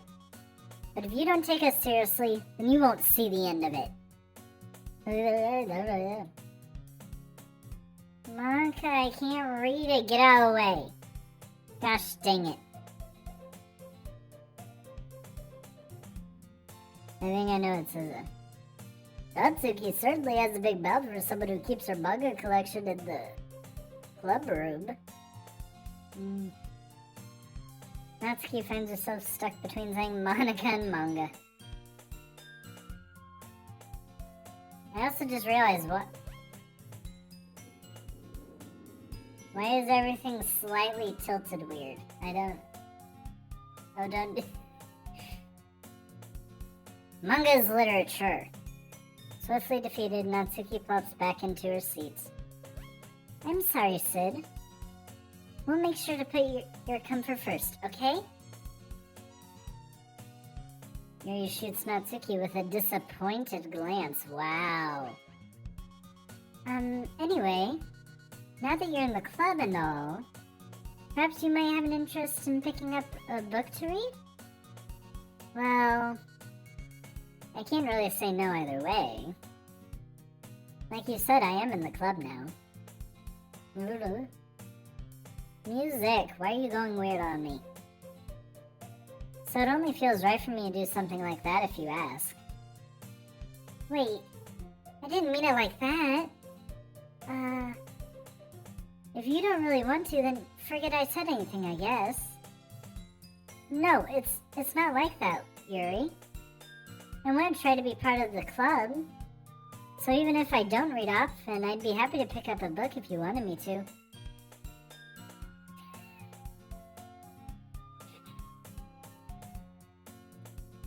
I can't describe it, but this room is gonna make me seasick and I hate it. Are you sure? I just felt like, well, as vice president and all, that I should help you get started on something you might like. Yuri reaches into her bag and pulls out a book. Nice. I didn't want you to feel left out, so I picked out a book I thought you might enjoy. It's a short read, so it should keep your attention, even if you don't usually read. And we could, you know, discuss it if you wanted. This is flirting. How is this girl accidentally being so cute? Well, it's a thing called shyness. I know we don't get it. She even picked out a book she thinks I'll like despite me not reading much. Yuri, thank you. I'll definitely read this. Enthusiastically take the book. Well, you can read it at your own pace. I look forward to hearing what you think. Oh, now everything's fine. Right, I won't get seasick off the room. Now that everyone's settled in, I expect Monica to kick off some scheduled activities for the club. But that doesn't seem to be the case. Really? Yuri's face is already buried in a book. I can't help but notice her intense expression, like she was waiting for this chance. Meanwhile, Natsuki is rummaging around in the closet, as expected. Huh? I hear Natsuki utter an exasperated sigh from within the closet. She seems to be annoyed by something. I approach her, in case she needs a hand. Oh, Natsuki? You looking for something in there?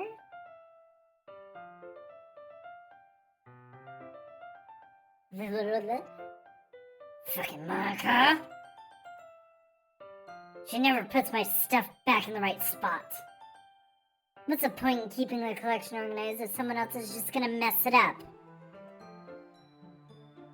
Natsuki slides a bunch of stacked books and boxes across the shelf. Manga. You read manga, right? Ah, sometimes. Manga is one of those things where you can't admit you're really into it until... Oh, I hate cars. Manga is one of those things where you can't admit you're really into it until you figure out where the other person stands. How did you know anyway? I heard you bring it up at some point.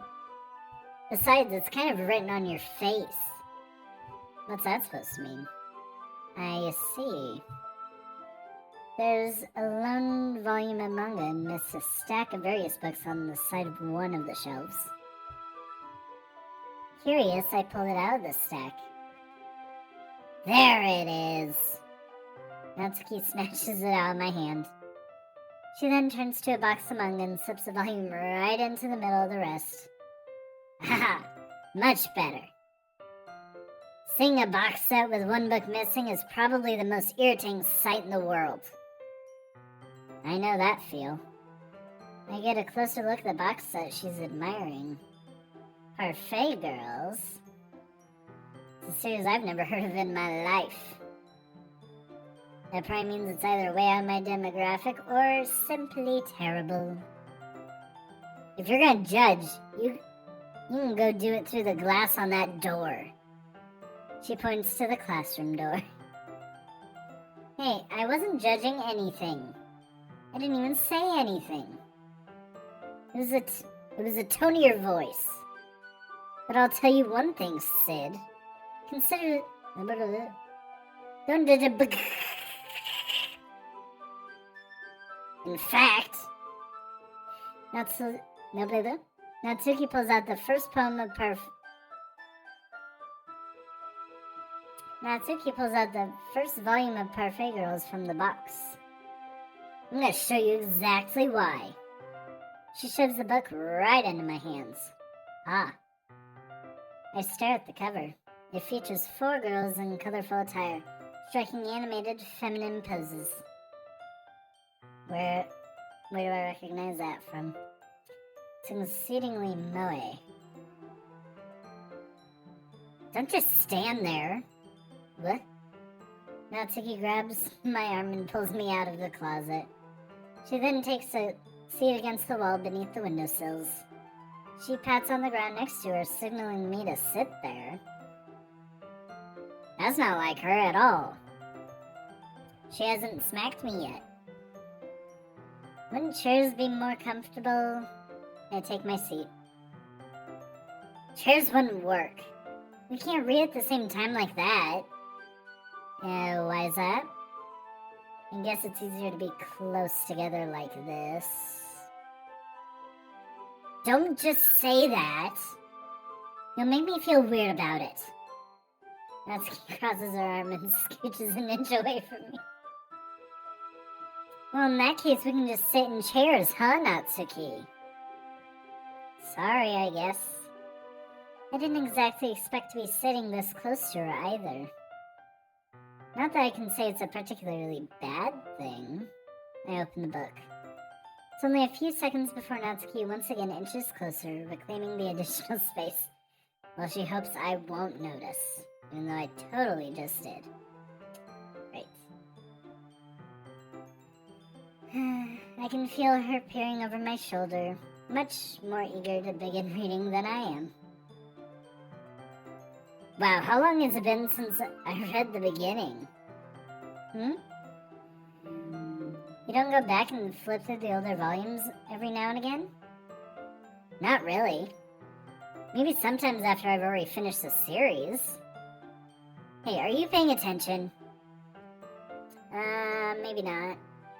I am, but nothing's really happened yet, so I can talk at the same time. It looks like it's about a bunch of friends in high school. Typical slice of life affair. I kind of grew out of these since it's rare for the writing to be entertaining enough to make up for the lack of plot. Fair. Ooh. Are you sure this isn't boring for you? God. Oh, that's gonna give a good reaction. It's not! Even though you're just watching me read? Well, I'm fine with that. If you say so. Guess it's fun sharing something you like with someone else. I always get excited when I convince any of my friends to pick up a series I enjoy. You know what I mean? Apparently not. You don't? That's not... Well, I wouldn't really know. What do you mean? Don't you share your manga with your friends? Could you not rub it in? Jeez. Sorry. Like I could ever get my friends to read this. They just think manga is for kids. I can't even bring it up without them being all like, eh? You still haven't grown out of that yet? Makes me want to punch them in the face. Oh, I know those kinds of people, for sure. Honestly, it takes a lot of effort to find friends who don't judge. Much less friends who are also into it. I'm already kind of a loser, so I guess I gravitate... I'm already kind of a loser, so I guess I gravitated towards the other losers over time. I hate self-deprecation, and now we're doing it ourselves. Gosh, dang it. It's probably harder for someone like you. Huh? Yep, that's pretty accurate. Wait, which part? Probably that we're the loser and she's not, huh? I mean, I can't help even keep it in my own room. My dad would be the shit on me if he found this. At least it's safe here in the clubroom. Except Monica's kind of a jerk about it. Ugh, I can't win, can I? Well, it paid off in the end, didn't it? I mean, here I am reading it. Well, it's not like that solves any of my problems. Maybe. But at least you're enjoying yourself, right? So? Okay, whatever. Geez, that's enough. Are you gonna keep reading or what? Yeah. I flipped the page. Yawn. Time passes. Natsuki is strangely quiet now. I glance over at her. It looks like she's started to fall asleep. Love it. Hey, Natsuki. Yeah? Suddenly, Natsuki collapses straight into me. Natsuki. Hey. Natsuki,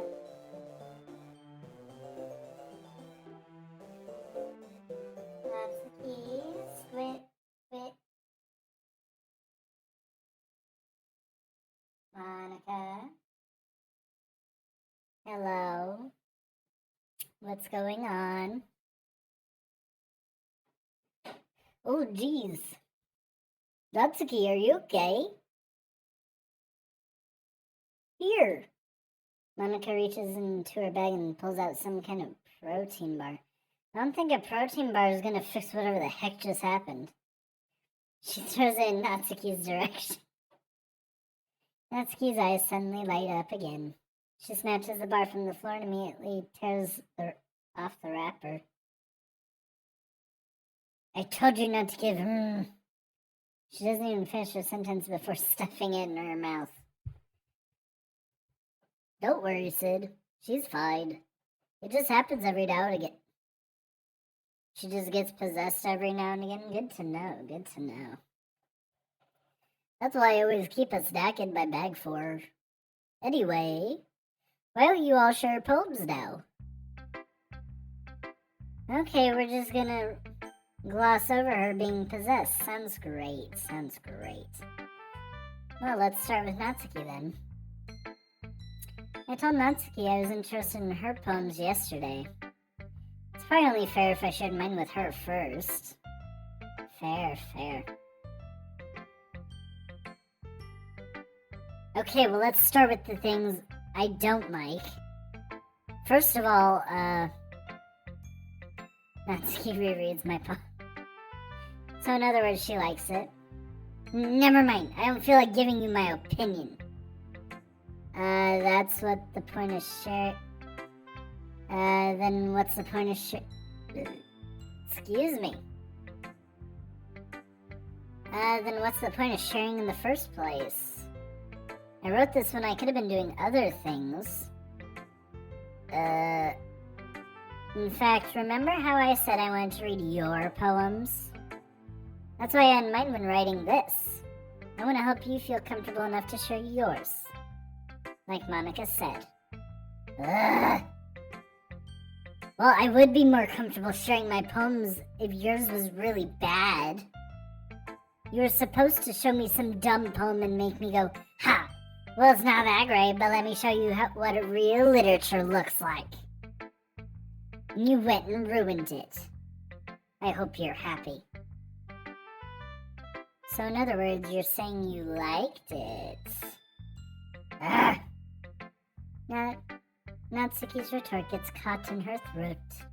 Mwahaha. Ugh, you're just, you don't understand anything, do you? I already told you that. You don't have to go announcing it to the world like you're all self-important.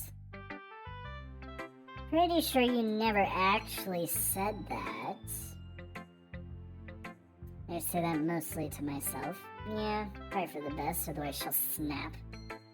Natsuki must really hate me or something. I can't really figure out if it's a win or a loss that she liked my poem.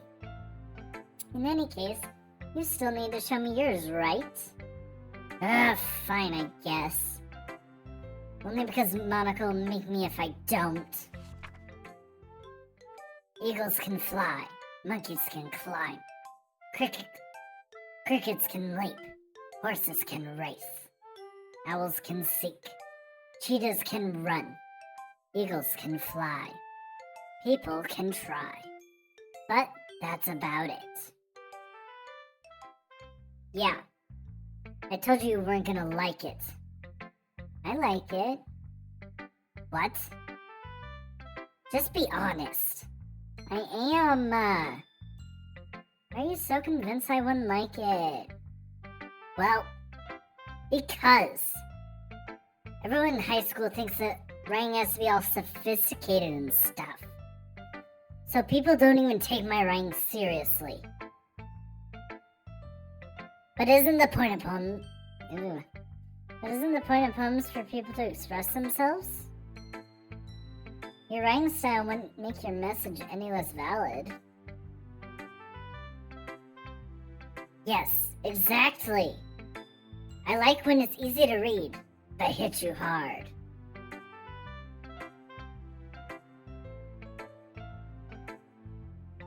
Hello? Okay. I don't know what happened there. Like in this poem. Hello? Thank you. Seeing everyone around you do great things can be really disheartening. So I decided to write about it. Yeah, I understand. But the other nice thing about simple writing is it puts more weight on the wordplay. Like I set up for a rhyme at the end, but then made it fall flat on purpose. It helps bring out the feeling in the last line. So you did. I guess more went into it than I realized. That's what I mean. That's what it means to be a pro. I'm glad you learned something. Didn't expect that from the youngest one here, did you? Yeah, I guess not. I decided to humor her with that last comment. I don't really care how old everyone is, but if Natsuki is feeling proud, then I won't take it away from her.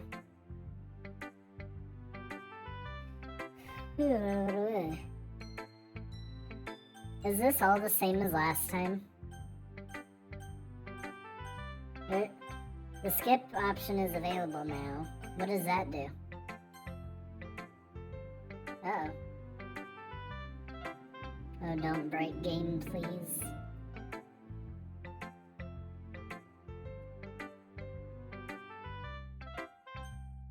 Oh. Oh, I still have to click on stuff, gotcha. What's it gonna do, though? Oh.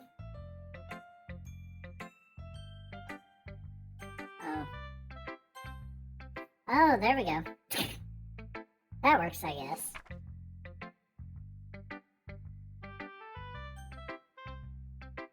Yeah, it looks like these are the same as the first round, so I might as well just skip them then. Oh my god, I can't skip you, why? Hi, Sid. Having a good time so far? Yeah? Good, glad to hear it. By the way, since you're new at everything, if you ever have any suggestions for the club, like new activities or things we could do better, I'm always listening. Don't be afraid to bring things up, okay? Alright, I'll keep that in mind. Of course I'll be afraid to bring things up. I'm much better off just showing... Yeah, I'm much better off just going with the flow until I'm more settled in. Anyway, want to share your poem with me? It's kind of embarrassing, but I guess I have to. Don't worry, Sid. We're all a little embarrassed, okay, you know? But it's just that sort of barrier that we all learn to get past soon. Yeah, that's true. I hand Monica my poem. I like it, Sid. Really? It's a lot cuter than I expected. Oh, jeez. No.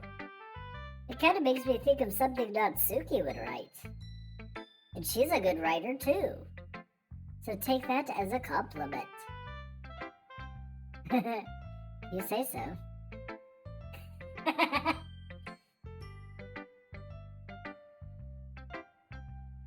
Yup.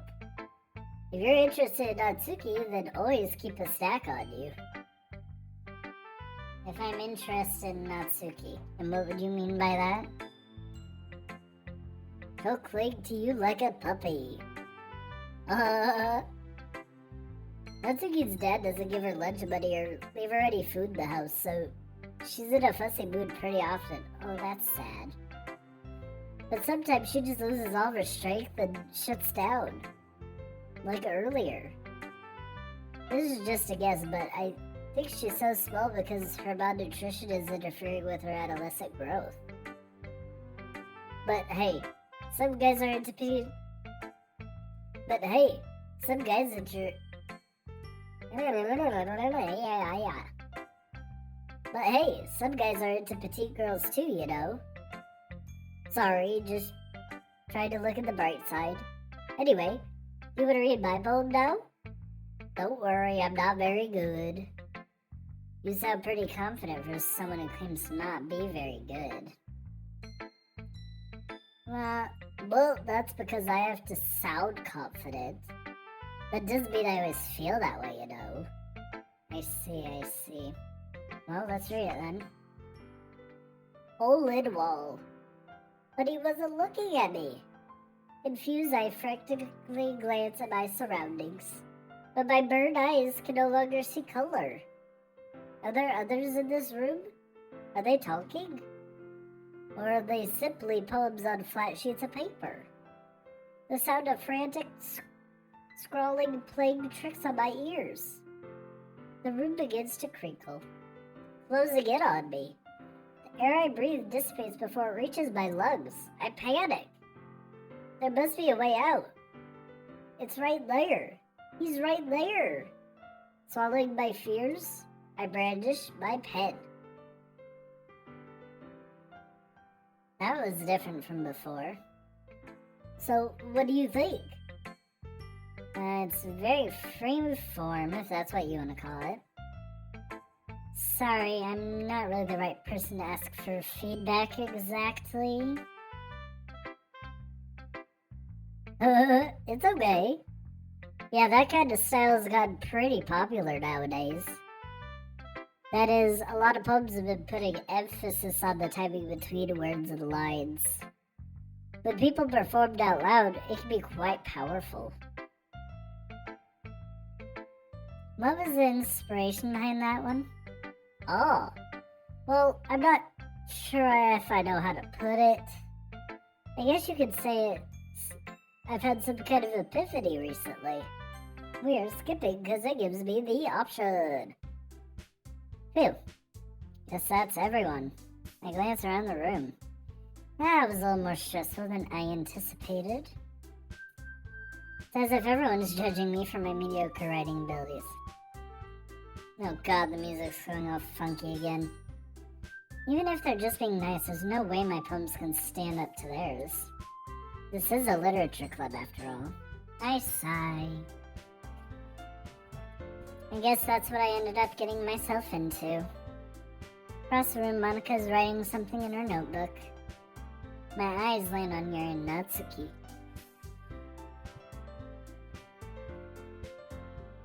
They gingerly exchange sheets of paper, sharing their respective poems. As they read in tandem, I watch each of their expressions change. Natsuki's eyebrows furrow in frustration. Oh no. What's going on? Meanwhile, Yuri smiles sadly. Oh god. What's with this language? Eh? Did you say something? Oh, oh, it's nothing.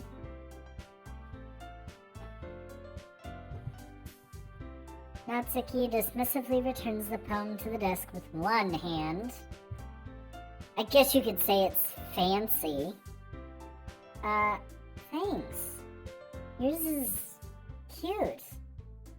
Cute? Did you completely miss the symbolism or something?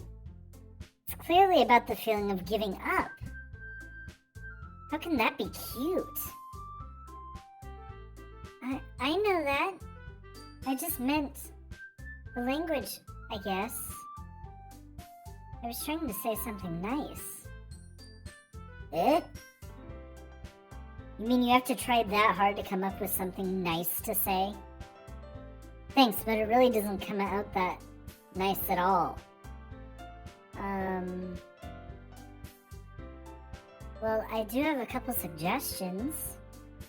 If I was looking for suggestions, I would have asked someone who actually liked it.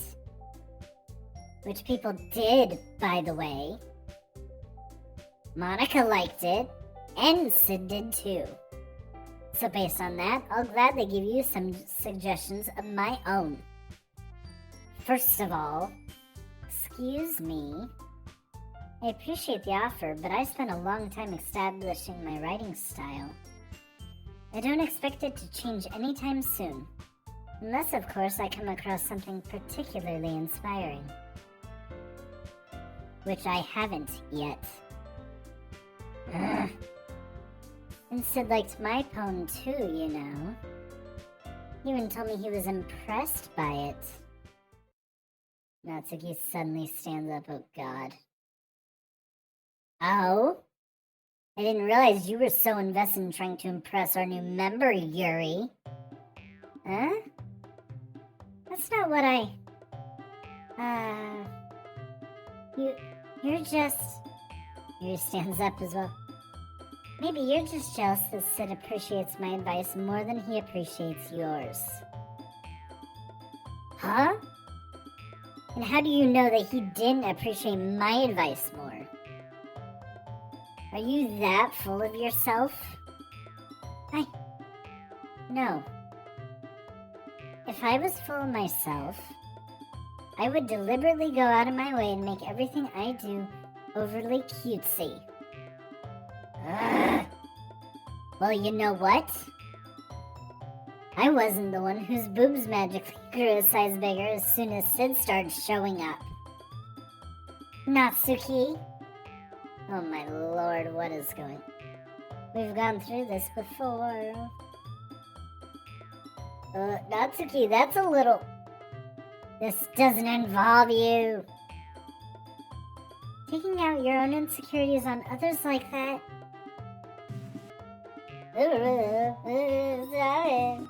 You really act as young as you look, Natsuki. Me? Look who's talking, you wanna be edgy bitch. Edgy? Sorry that my lifestyle is too much for someone of your mental age to comprehend. Go away, stop it. See? Just saying that proves my point. Most people learn to get over themselves after they graduate middle school, you know. If you want to prove anything, then stop harassing others with your sickening attitude. You think you can counterbalance your toxic personality just by dressing and acting cute. The only cute thing about you is how hard you try. Whoa, be careful or you might cut yourself on that edge, Yuri. Oh, my bad, you already do, don't you? Did you just accuse me of cutting myself? What the fuck is wrong with your head? Yeah, go on. Let's hear everything you really think. I'm sure he'll be head over heels for you after this. Suddenly Yuri turns towards me as she's just noticed I was standing here. Sid, she's just trying to make me look bad. That's not true. She started it. I don't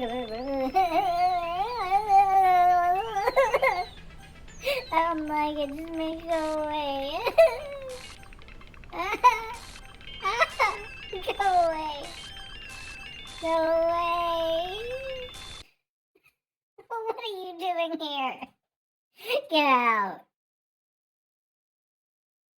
Monica?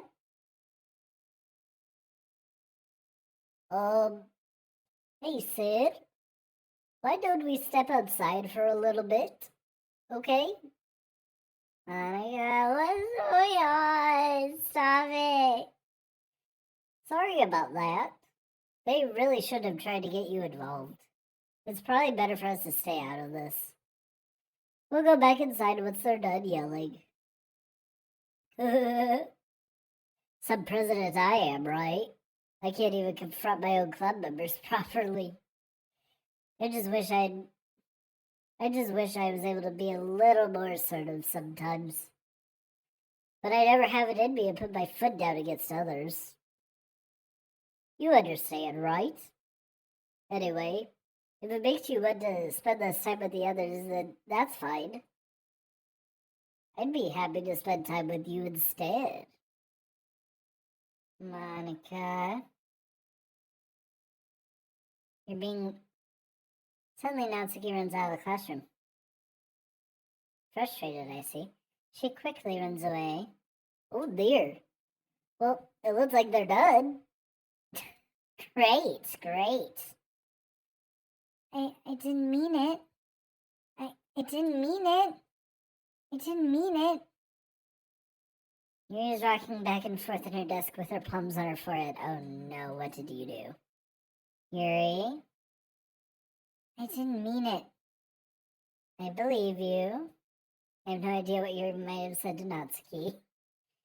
Or did... Sid? Please don't hate me. Please? I'm not like this. There's something wrong with me today. It's fine, Yuri. We know you didn't mean it. Besides, I'm sure Natsuki will forget all about it by tomorrow. Completely. Anyway, the meeting is over, so you can go home now if you want. Jeez. Mary looks at me like she wants to say something, but she keeps glancing at Monica. Monica, what did you? You can go first, Monica. I'd like to stay a bit longer. I'm president, so I should be the last one out. I'll wait for you to be done. Uh-oh. Well, I'm vice president, so please let me take that responsibility today. Kinda sounds like you don't want me around for something, Yuri. It's not that. It's not that. I didn't get much of a chance to discuss my book with Sid. It'd just be embarrassing with you listening. Ugh, I guess I don't really have a choice, do I? I'm sorry for causing trouble. I really hope you understand. I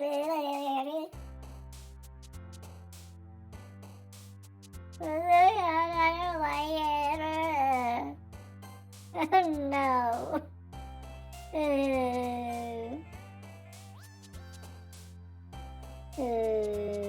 don't like it.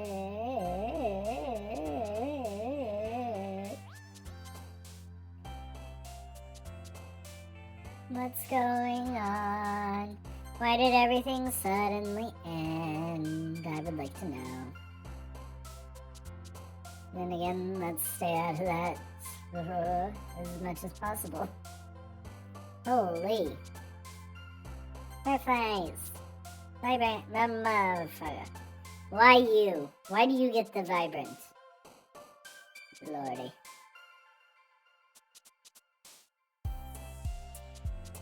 Chocolate. Chocolate. Strawberry. Yay. Vanilla. Yay. Yep. Buffet girls. Socks. Sweet. Haven't set. Nope, wrong one. Okay, fine. Fine. Papa.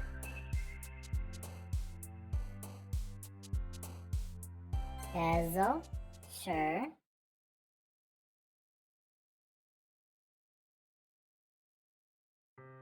I don't think I want to. No, I don't think. No, I don't. No.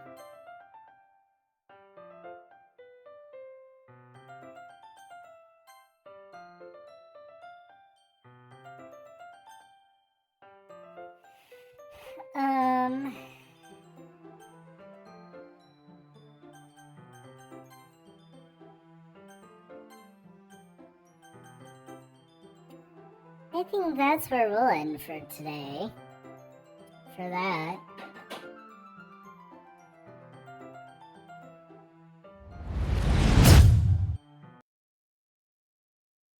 Holy moly.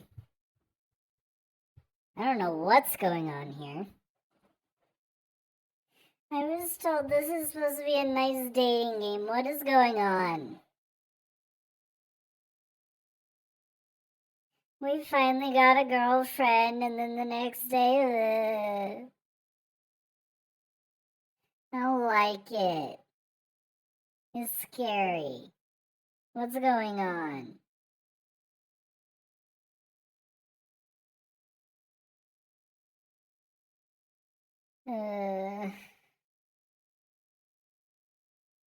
We'll have to figure out more next time.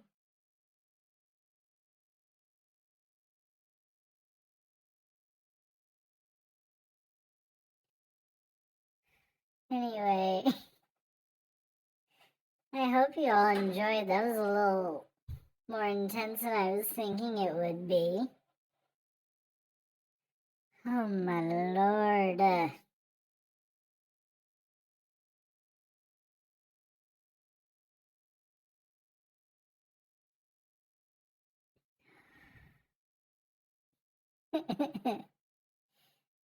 was sad. And I don't know what's going on. Stuff gets getting blurry and fuzzy and blah, blah, blah, blah, blah, blah. I don't know if I want to continue. But we have to. We started it. Why did no one warn me? Why was I told this was a nice dating game? Now I'm suspicious. Gosh dang it. Well, I hope you all enjoyed. On a lighter note, this has been day 15 of our month-long streaming event where we are streaming every single day in the month of March to celebrate us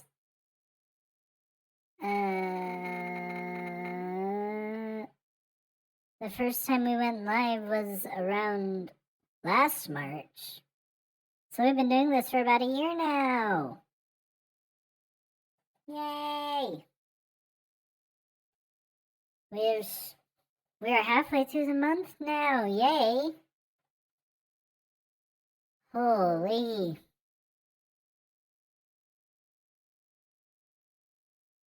I hope you all enjoyed. I kind of enjoyed, and then it got scary.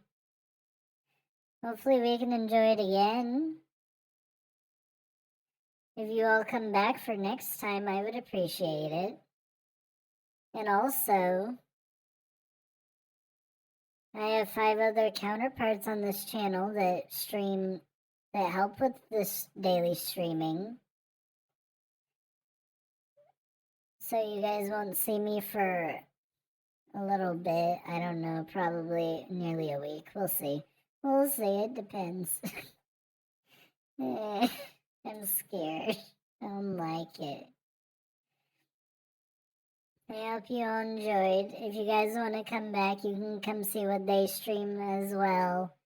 They stream various games and other things.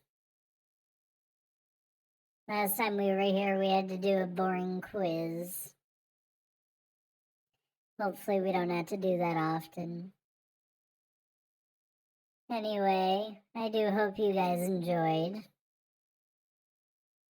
And hopefully I can see you guys next time as this weird story continues unfolding. Alright guys, see ya. Magic, we're not all elastic, but maybe there's magic. Believe you could have it, and I know of sadness, the anxious and